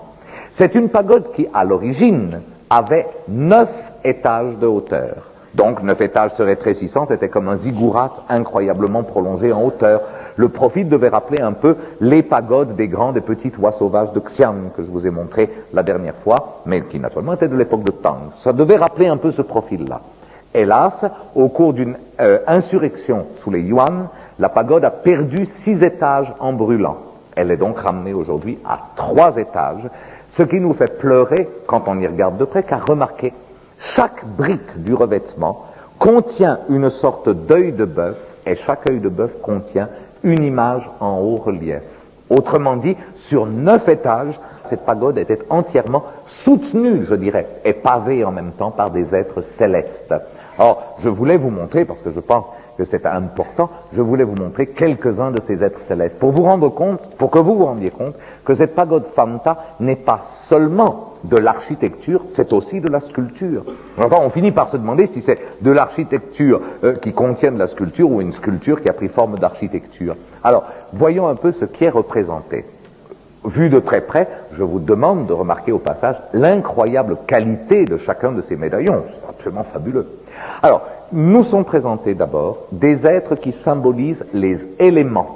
Comme chez nous, bien sûr, les Chinois connaissaient les éléments, l'eau, la terre, etc., etc., et ils les ont emblématisés. Celle que vous avez ici, c'est la terre, représentée portant sur ses bras les disques, pas les boules, s'il vous plaît, les disques qui étaient le profil de la terre, selon les croyances chinoises et au fond européennes de cette époque, et dans ses mains, un bol à riz, puisque c'est de la terre que naît le riz, évidemment. Donc, voilà la terre, premier des 4 éléments. Puis, deuxième personnage, assis beaucoup plus librement, beaucoup plus souplement et entouré d'écharpes qui volent au vent, c'est naturellement l'air que vous avez là. Au fond, c'est l'éole chinois, si vous voulez, qui est représenté ici avec une superbe élégance. J'ose juste faire une parenthèse, ouvrez bien grand vos quinquets, car il n'existe pas encore de livre sur la Chine des Song, sauf, bien entendu, des livres tirant, comme je l'ai fait tout à l'heure, les grands chefs-d'œuvre des grands musées, mais notamment les monuments de Kaifeng sont quasiment inédits jusqu'à aujourd'hui. Profitez bien, si j'ose dire. Troisième élément, une femme chevauchant un monstre à tête d'éléphant, mais sur quelque chose de si souple que ça ne peut être que l'eau. Voilà donc l'emblème de l'eau. Et vous remarquerez que sa robe elle-même est devenue comme un jeu de vagues. Voilà donc l'eau, troisième des éléments. Et il ne nous manque que le quatrième, le voilà évidemment, plus mâle que tous les autres, parce que c'est le plus agressif, pourrait-on dire, c'est le feu. Donc, le long de cette pagode, multipliés à plusieurs exemplaires, chacun bien entendu, les 4 éléments, la terre, l'air, l'eau et le feu, sont représentés. Et le 5e élément, c'est fatalement l'élément du milieu. Vous vous souvenez, non pas 4 points cardinaux, mais 5. Non pas 4 éléments, mais 5.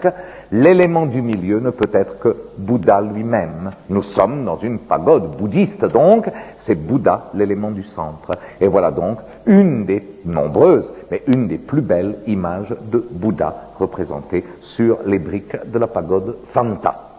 Et auprès de Bouddha, au fond, le prolongeant, sont représentés, là aussi en de multiples théories, ses disciples, et ils sont représentés, je dirais, avec une telle forme de vérité psychologique que la plupart d'entre eux sont parfaitement reconnaissables. Ainsi, celui qui râle aussi fort que Saint-Pierre ne peut naturellement être que Kashyapa, dont je vous ai dit combien de fois que son austérité, sa sévérité et son agressivité, d'ailleurs auprès de Bouddha, lui faisait jouer un rôle très semblable à celui de Saint-Pierre. Bon, là, il est en train, une fois de plus, de rugir, bien entendu. Celui que vous avez sous les yeux, très émouvant, c'est Sechi. Sechi est un disciple de Bouddha qui était aveugle de naissance. Il n'avait jamais vu. Et quand il a entendu la voix de Bouddha, il s'est assis auprès de lui et a dit « Jamais je ne me relèverai que lorsqu'il se relèvera, jamais je ne marcherai que lorsqu'il marchera. » Et il a consacré le reste de sa vie à écouter la musique de la voix de Bouddha. On le reconnaît dans l'iconographie parce qu'il a toujours près de lui un enfant pour s'appuyer et pour se guider. Voilà donc ce Sechi, un des disciples de Bouddha. Et naturellement, le dernier, c'est l'opposé du Saint-Pierre de tout à l'heure, c'est Saint-Jean, c'est le tout jeune, c'est Ananda, que je vous ai déjà présenté dans les semaines précédentes, donc vous pouvez le reconnaître, pourrait-on dire ici. Et chacun des éléments de cette pagode Phanta a son œuvre originale. Il n'y a pas de moulage, comprenez-vous? Il y a plusieurs Bouddhas, il y a plusieurs Ananda, plusieurs Kashyapa, mais chacun est une création. Et quand vous saurez qu'il en reste à l'heure actuelle un peu plus de 3000, et qu'à l'époque, avec 6 étages de plus, ça la faisait un peu plus de 15 000, vous vous rendrez compte que la pagode Phanta ne pouvait appartenir qu'à la capitale du monde. Donc, ce premier monument que je vous présente, si modeste soit-il aujourd'hui, parce qu'on ne le connaît pas, il est complètement laissé dans l'ombre, témoigne admirablement de ce vertige des arts à la cour des Song. Le deuxième que je vous montre, et vous aurez vu tout Kaifeng, ayant vu ce qu'il reste du palais impérial, la pagode Phanta tout à l'heure et la pagode Tieta maintenant, vous aurez tout vu. Alors, ce qu'il reste, deuxième monument bouddhiste important dans les murs de Kaifeng, c'est donc la deuxième pagode, la pagode de fer, Tieta. Elle est absolument pas en fer, inutile de dire. Elle est simplement une pagode de briques sur fondation de pierre, entièrement recouverte de panneaux de céramique au grand feu. Et les artistes qui l'ont créée ont privilégié des couleurs de vert foncé et d'ocre foncé. Ce qui fait qu'au soleil levant ou couchant, elle prend des allures de vieux fer rouillé. Et c'est de là qu'est venu ce nom de Tieta, pagode de fer. Elle a appartenu à l'un des plus grands temples du Kaifeng de l'époque. C'était le temple de la bénédiction de l'État. Temple bouddhiste, bien entendu, et le seul élément debout encore, c'est la pagode que vous avez sous les yeux. Et c'est un véritable miracle qu'elle ait échappé au bombardement japonais. Tout le quartier ou presque a été anéanti, et il a fallu seulement refaire 8 tuiles de la Tieta qui a été épargnée complètement. C'est presque ce qu'on appelle un miracle d'ordinaire. Alors la voilà vue de près. C'est complètement hallucinant quand on sait donc qu'il n'y a pas de bois à proprement parler là-dedans. C'est un trompe-l'œil de céramique ce que vous avez là. Elle a 13 étages de hauteur, avec tout le jeu, si vous le voulez, des avant-toits incurvés, des tuiles, des acrotères, des corbeaux de soutien chevillés les uns aux autres, et tout cela donc est créé dans la céramique la plus extraordinaire que l'on puisse imaginer. Il faut être vraiment très très près pour s'en rendre compte. Là, je pense qu'alors l'illusion s'est éloignée, vous voyez que c'est en fait une œuvre entièrement en céramique vernissée, donc une des œuvres les plus luxueuses, en même temps que les plus incroyables, que l'on puisse imaginer. Et je veux dire que plus on met le nez près, plus on se rend compte de la prouesse technique et de la sûreté de main des architectes et des céramistes de cette époque. Vous voyez même qu'on peut faire nicher des hirondelles sans trop de problèmes, ça tient parfaitement bien. Mais alors, naturellement, quand on regarde de très près, c'est le décor qui est hallucinant. Parce que, comme tout à l'heure à la pagode Fanta, ici à la pagode Tieta, chaque tuile de revêtement est une aventure plastique. Les céramistes ont donné le meilleur des mêmes. À chacun des angles, c'est un octogone. À chacun des angles, des étages inférieurs, des 5 étages inférieurs, il y a pan coupé pour créer une niche et mettre en haut relief un lion. Un lion qui protège la pureté de la pagode. Et croyez-moi, quand j'ai préparé cette conférence, j'avais presque envie de tous vous les montrer parce qu'ils sont tous beaux. Mais je me suis quand même dit qu'ils se ressemblaient un peu. Alors je ne vous en ai amené que 2. Mais vous voyez bien, chacun a véritablement son regard, sa personnalité, son rugissement propre. Mais ce sont des œuvres d'une intensité et d'une beauté extraordinaire. Donc aux angles, les lions.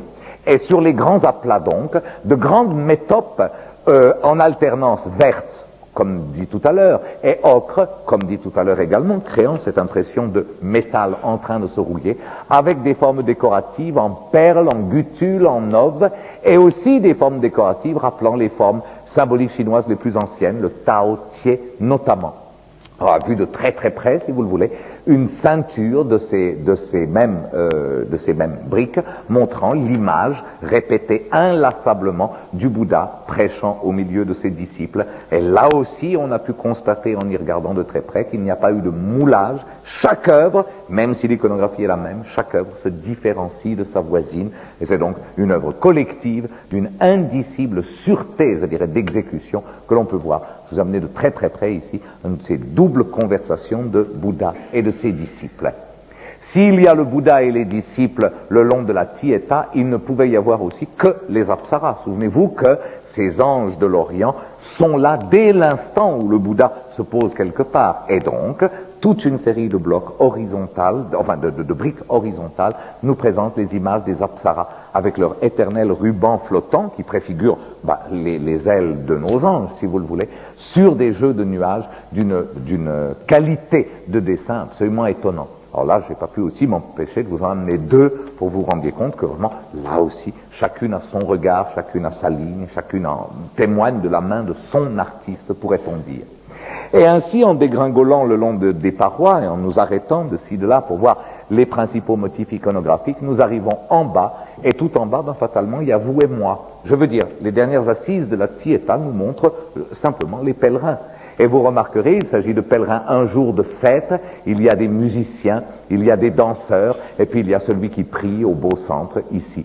Mais je vous fais admirer la rythmique tout à fait extraordinaire, la sûreté de composition tout à fait extraordinaire de cette simple brique, entourée de 2 contre-briques montrant des mandarins de cour. Donc vraiment, non seulement dans l'élégance de l'entier, non seulement dans la prouesse technique de réalisation, 13 étages de céramique, mais encore dans le détail du brique par brique, la pagode de Taita compte parmi les plus grandes merveilles que l'art chinois de la période de Song nous ait léguées.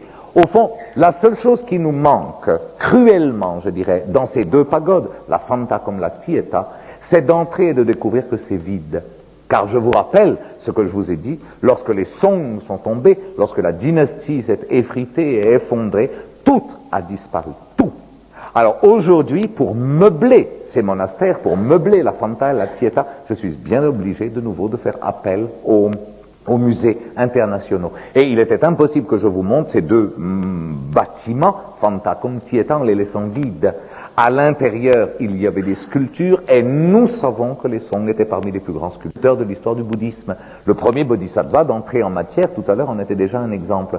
Donc je voulais meubler, idéalement, les deux pagodes que je viens de vous montrer, de quelques très grandes sculptures bouddhistes contemporaines. Par exemple, ce formidable bodhisattva de bois, c'est 2,48 m de hauteur. 2,48 m, dans un seul morceau de bois, un seul tronc. C'est une sculpture monoxyle, comme on dit. Aujourd'hui, propriété de Nelson Atkins Museum à Kansas City. Une œuvre d'une virtuosité, mais en même temps, si vous le remarquez, d'une simplicité absolument extraordinaire. Et le musée a tellement de chance qu'il possède sa parèdre. Vous savez que ces bodhisattvas vont toujours par deux et entourent en règle générale l'image d'un Bouddha. Voilà celle qui la complète, peut-être encore plus virtuose, peut-être encore plus élégante d'ailleurs. Également, bien sûr, Nelson Atkins Museum de Kansas City, 2,68 m de hauteur. Ce sont donc des œuvres monumentales. Et puisque je vous ai dit, souvenez-vous tout à l'heure, que les bodhisattvas étaient vraiment le motif privilégié de ces sculpteurs de Song, je vous en présente un troisième en vous disant tout de suite, encore Nelson Atkins Museum de Kansas City, mais c'est un des plus beaux qu'on puisse imaginer. Ah oui, il y a eu le même murmure à Lausanne hier, et ça me fait bien plaisir. Merci. Regardez, c'est la Kuan Yin au moment de son délassement. Vous vous souvenez peut-être du mythe de Kuan Yin. Kuan Yin prie pour notre miséricorde, sans cesse. Puis il y a des moments où elle se délasse, elle quitte cette espèce de méditation intense qui est la sienne. Et là, elle ouvre ses yeux, et encore, elle apaise les chagrins humains. Et c'est ce qui est représenté par l'artiste ici, dans une œuvre en bois stuqué, polychromé, du début du XIIe siècle, donc toujours contemporaine de l'apogée de Kaifeng, qui est absolument extraordinaire. Regardez d'ailleurs le détail pour vous rendre compte de l'aspect souverain, véritablement, du visage. Je vous signale que depuis le début de cette conférence, en tout cas en matière de sculpture, jusqu'à ce document-ci, ça a toujours été les bodhisattvas Kuan Yin que vous avez vus. Et toujours ce visage tellement extraordinairement radieux.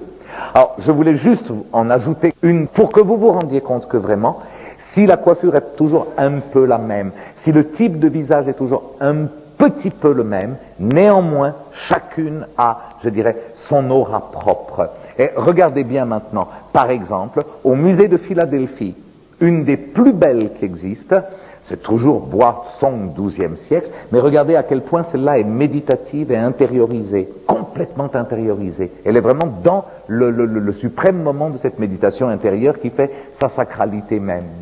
Alors qu'à quelques kilomètres de Philadelphie, ou presque, c'est de nouveau à Pittsburgh que nous sommes ici. Voilà le rebours, si j'ose dire. Autant la première était fermée sur elle-même, autant celle-ci s'ouvre à l'autre.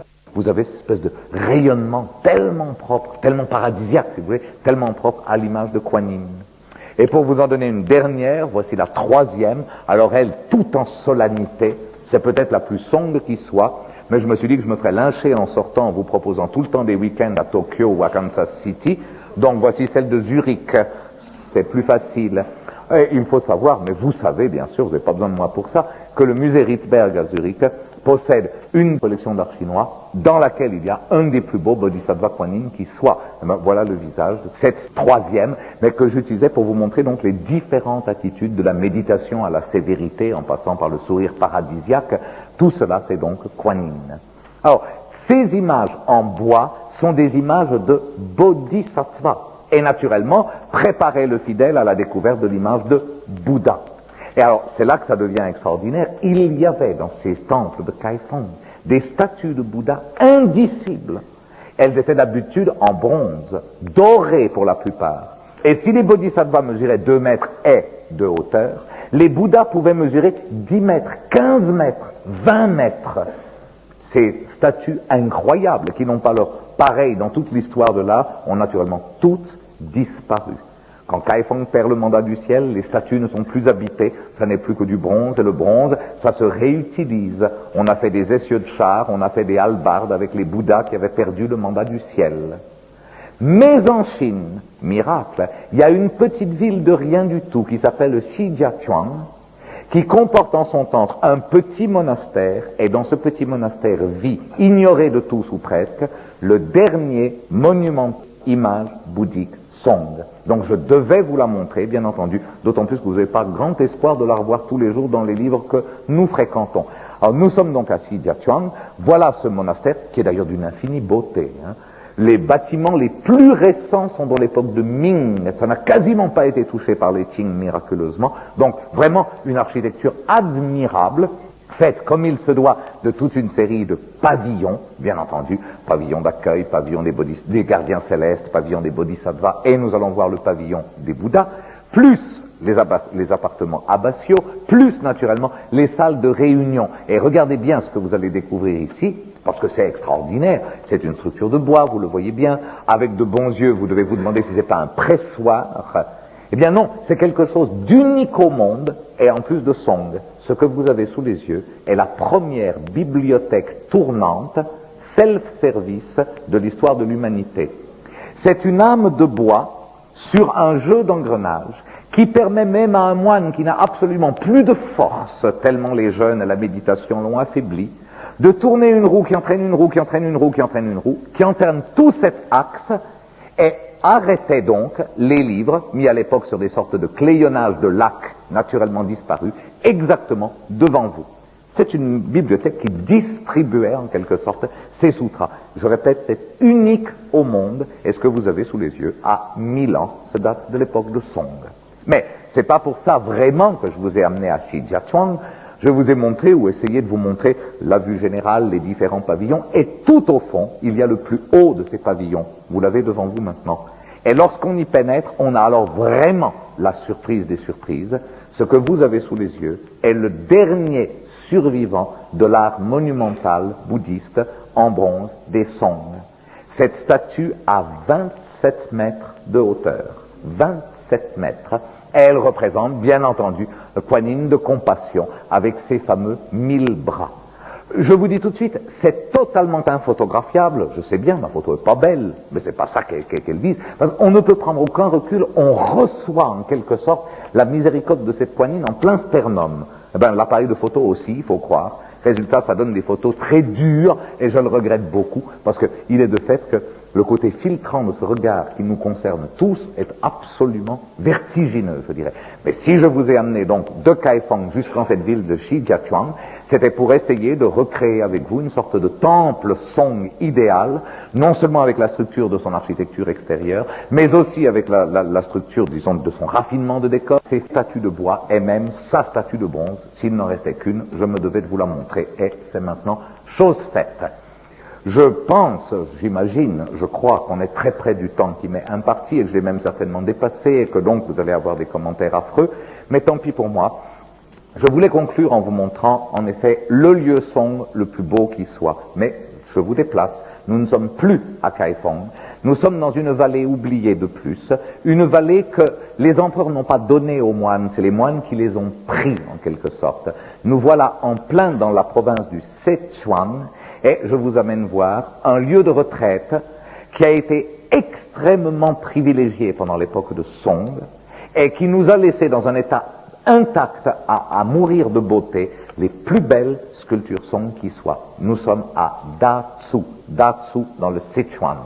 Alors voilà le paysage si typique du Sichuan, ces grandes plaines plates avec des rizières, ces escarpements karstiques que vous avez là, quelquefois du rocher mais bien peu, et un paysage qui est absolument indicible, c'est ce jeu, on dirait du Kandinsky ou du Klee, ce jeu tellement souple des profils de rizières qui en font une des provinces les plus riches et les plus prospères de l'entier de la Chine. En bordure de toutes ces rizières, une falaise de calcaire, de moyenne qualité d'ailleurs, disons bien, en tant que pierre bien sûr.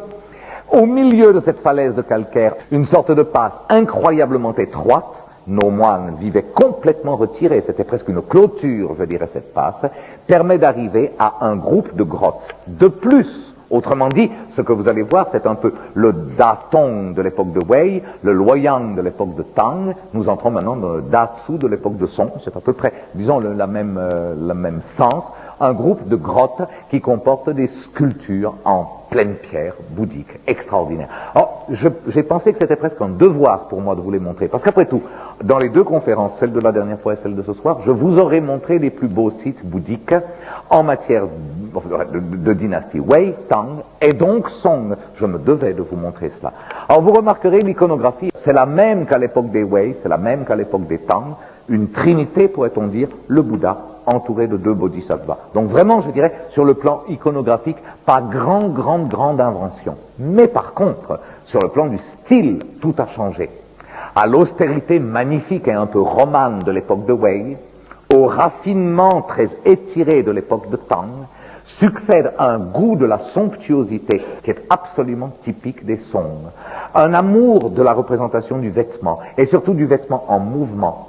La représentation du bijou, et là aussi on pourrait presque dire du bijou en mouvement, donne à ces sculptures une sorte d'aura qui est totalement exceptionnelle. Et pour ne vous présenter qu'alors les plus belles, voici une des grottes de Datsu dans laquelle sont représentés les bodhisattvas principaux, quasiment dans une nuit noire, juste trouée par un peu de lumière, ce qui rend encore plus fantomatique l'apparition de la représentation de ce premier bodhisattva. C'est Puxian, monté sur son éléphant, ou la représentation de ce deuxième que vous avez là, c'est naturellement Avalokiteshvara Kuan Yin, avec ses multiples bras. Et là, regardez vraiment la concision dans le traitement de la pierre, mais en même temps, la qualité très sensuelle, je dirais, du modelé, si propre à l'époque que nous sommes en train d'évoquer ce soir. Et le troisième que je vous montre, le bodhisattva Sei-hi, connu, et ça je dois quand même l'expliquer, pour tenir ce drôle d'objet qui est le sceau du ciel. Dans le bouddhisme chinois, Sei-hi a le sceau du ciel. C'est donc lui qui, en quelque sorte, peut garantir et parrainer les actions humaines et leur donner l'accord du ciel. Et je sais que j'ai pas le temps, mais je le prends, tant pis pour nous tous. J'ai reproduit une fois ce bodhisattva-là dans une brochure de voyage. Téléphone affolé de l'imprimeur en disant « Bon, alors la statue, je sais à quelle page elle va, mais dites-moi, le fer à repasser, il le tient à droite ou à gauche ?» Alors le fer à repasser, c'est le sceau du ciel. J'espère que pendant ce temps-là, vous avez pu admirer l'incroyable qualité de cette sculpture. Donc vraiment, dans ces grottes, que ce soit les grandes représentations comme celles que nous venons de voir, ces 3 bodhisattvas ont plus de 3 mètres de hauteur, mais que ce soit aussi les petites représentations comme celles que vous avez sous les yeux maintenant, qui fait moins d'1 mètre et qui témoignent d'un même exquis raffinement dans le jeu des écharpes et dans le jeu et dans le rythme même de ces écharpes, les Song s'avèrent être parmi les plus grands sculpteurs de toute l'histoire. Ce Kuan Yin, que vous avez découvert maintenant, que vous avez sous les yeux maintenant, est certainement une merveille, mais la plus souvent citée comme étant la plus parfaite réussite est celle qui va suivre. Voilà, c'est cette Kuan Yin-là, qui se tient vraiment comme une dame de cour, et qui ne se distingue des dames de cour que par le jeu littéralement magique des étoffes qui la nimbent. Alors ça, c'est une des figures les plus étourdissantes qui soient. Et pendant très très longues années, je dirais entre 1890 à peu près et 1940 à peu près, on ne connaissait à Datsu que ces quelques sculptures-là. Et c'est en 1941 que dans la jungle épaisse des fouilles, les sinologues ont découvert qu'un deuxième site était accolé au premier. Et ce deuxième site va être le lieu où nous allons conclure notre rencontre d'aujourd'hui, parce que c'est encore plus fabuleux. Alors, voilà la fin de la passe, voilà ces appartements à Basio littéralement suspendus sur pilotis au-dessus même de la gorge, voilà la pagode, elle, alors d'époque Ming, finissante. Cette pagode, naturellement, a été soutenue par toute une assise de briques, et cette brique a pris forme d'architecture. Vous voyez donc qu'on retrouve un type de décor qui rappelle beaucoup la pagode Fanta de Kaifeng, c'est-à-dire chacun des éléments supportant la pagode est marqué d'œil de bœuf dans lequel apparaissent les images des bienheureux célestes. Et là aussi, chacune de ces sculptures est d'une extraordinaire qualité. Donc, le temple lui-même, nous venons de le voir. Appartement à Basio, amenant à la pagode, soutenu par ce jeu de briques devant lequel nous sommes maintenant. Et qu'y a-t-il dans cette pagode? Eh bien, il y a une œuvre unique au monde. C'est une Kuan Yin de plus, en briques laquées et dorées. Mais ce qui la rend unique, c'est qu'elle a vraiment 1000 bras. J'irai même plus loin. Par une piété incroyable, les sculpteurs de cette Kuan Yin lui ont donné 1007 bras, pour montrer qu'elle est encore plus pleine de mansuétude que la mansuétude elle-même. C'est la fameuse Kuan Yin aux 1007 bras de Datsu que vous avez sous les yeux, qui date de la première moitié du XIe siècle et qui est une sculpture unique en son genre. Dès qu'on est sorti de ce temple, dès qu'on est sorti de la contemplation de cette Kuan-Yin, alors on découvre, je dirais, le paysage qui entoure le monastère, et il est de nouveau fait de quelques grottes sublimes, dans lesquelles on voit sur le rocher des images presque, je dirais, civiles de traits et d'attitudes. Ce sont en effet immortalisés dans la pierre les grands donateurs des moines, les grands bienfaiteurs des moines. Je crois vous avoir dit tout à l'heure, les moines de Datsu n'ont pas eu un empereur pour soutenir leur cause. Ils étaient si loin de la cour, si retirés. C'est donc de grands marchands, c'est donc de grands bouddhistes tout simplement, mais fortunés, qui ont permis la création de ce que vous êtes en train de découvrir maintenant. Et au fond, on leur en a rendu grâce en leur permettant de s'immortaliser, un peu comme les bustes romains, si vous le voulez, il y a un tout petit peu de cela, en leur permettant de s'immortaliser donc dans des niches devant les grottes qu'ils avaient permis de construire. Alors, pour gagner cet ultime site de grotte, on passe devant une paroi, et cette paroi entière a été sculptée, un peu comme les Indiens avaient sculpté les parois de rocher de Mahabalipuram, un peu la même chose. Mais au lieu de nous présenter comme à Mahabalipuram une histoire de Dieu ou une histoire de héros, ils nous ont tout simplement montré un paysage d'une parfaite paix et d'une parfaite sérénité. Au fond, en devant passer devant, le pèlerin doit s'empreindre de cette forme de paix et de sérénité qui fait partie de la pensée bouddhique. Donc on est calmé, pourrait-on dire, par ce spectacle-là. On oublie en quelque sorte les soucis et le poids d'une vie en regardant ce qu'on a sous les yeux. Et ce qu'on a sous les yeux, c'est tout simple, si j'ose dire. C'est une petite montagne, quelques arbres, un berger qui joue de la flûte, des brebis qui paissent et des petits vieux qui se racontent des histoires. Autrement dit, c'est une représentation élégiaque de la nature qui rappelle un tout petit peu ce que Poussin a peint au XVIIe siècle quand il a représenté les bergers d'Arcadie. C'est la même chose. C'est un appel, si vous le voulez, à la simplicité des murs. Des mœurs, pardon. Or, je vous ai dit, il y a deux petits vieux qui se racontent une histoire, ben les voilà. Moi, je les trouve tellement merveilleux que, naturellement, je voulais vous les montrer. Alors, on passe là devant, on oublie tout, comme de bien entendu, et tout d'un coup, on débouche devant une œuvre hallucinante. Au virage de cette paroi de rocher, voilà ce qu'on voit.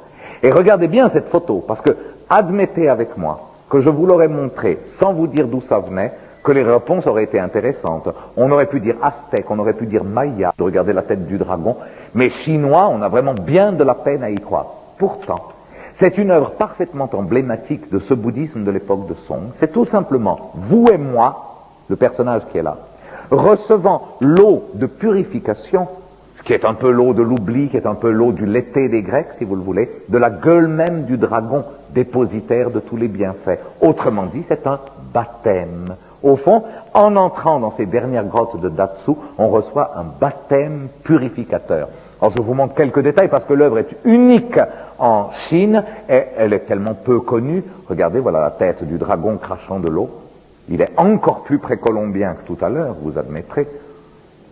Et il est tellement bizarre que je voulais même amener de l'autre côté. Voilà.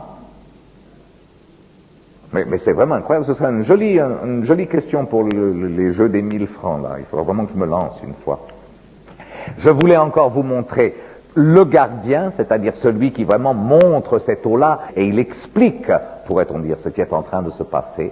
C'est lui surtout qui vous a permis de vous installer sous l'eau purificatrice. Et voilà donc ce personnage qui est vous et moi, ou n'importe qui reçoit donc l'eau qui le purifie totalement. Alors, quand on est ainsi épuré quant à ses mœurs en ayant passé devant le paysage élégiaque, épuré quant à son âme en ayant passé sous l'eau du dragon, alors on peut aborder le Bouddha. Et on retrouve donc de grands espaces dans lesquels ont été taillés, avec ce fameux luxe presque baroque du détail qui est tellement caractéristique au Song, parmi les plus belles sculptures qu'on puisse voir au monde. Et je tiens juste à vous signaler au passage qu'il n'existe à l'heure actuelle encore aucun livre sur ce que vous voyez. Donc, une fois de plus, il faut vraiment bien ouvrir vos yeux. Et je tenais beaucoup à ce que ces photos rendent bien cette semi-pénombre qui est tellement propre à ces lieux du bouddhisme. Donc, dans cette grotte, 18 fois l'image du Bouddha est là pour 18 fois nous apporter sa bénédiction. Après cela, on ressort de la grotte et on peut dire c'est fini. C'est fini, alors au sens le plus strict du terme, puisque au fond de la vallée, il n'y a plus qu'une chose, la dernière que je vous montre, un gigantesque Bouddha couché, donc le Bouddha de l'extinction, le Bouddha en train, en fait, de de prendre possession de l'univers en libérant son âme d'un corps dont il n'a plus besoin. Le Bouddha est représenté donc couché sur le côté, et vous pouvez remarquer qu'à ses pieds, peut-on dire, tous les disciples sont là, pleurant, mais avec une dignité toute song, le départ du maître. Quant au maître, vous remarquerez à son œil qu'il n'est pas encore tout à fait mort, le regard est encore très présent. Commençons par quelques disciples, traités avec la somptuosité des habits de cour, si propres à la dynastie de Song, et si propres au milieu de Kaifeng. Ce sont des sculptures absolument superbes, et je dirais d'autant plus superbes qu'on les regarde de plus près. Regardez bien le profil de celui qui suit. C'est un des plus beaux profils Song qui soit, c'est l'un des 12 disciples autour du Bouddha. Et le Bouddha lui-même, le voici maintenant en quelque sorte isolé de ses disciples, c'est cette image tellement admirable parce qu'elle est de nouveau d'une totale ambiguïté de l'être qui est en suspens entre la vie et la mort. Le regard est encore dans la vie, mais la position du visage, la paix du visage est déjà dans la mort. Et ce visage, qui est vraiment la dernière seconde, je dirais, de la vie terrestre de Bouddha, je voulais vous le montrer presque, je dirais presque en conclusion, parce que tout simplement, dans un petit détail de rocher, juste au-dessus, il y a une dernière figure, et c'est sur cette dernière figure que nous conclurons. Je la trouve tellement miraculeuse. Les Song ont donné à Bouddha pour mourir le son d'une flûte jouant. Et je crois que cette idée-là est l'idée la plus poétique qu'aucun bouddhiste ait jamais eue. Elle est donc une idée particulièrement Song.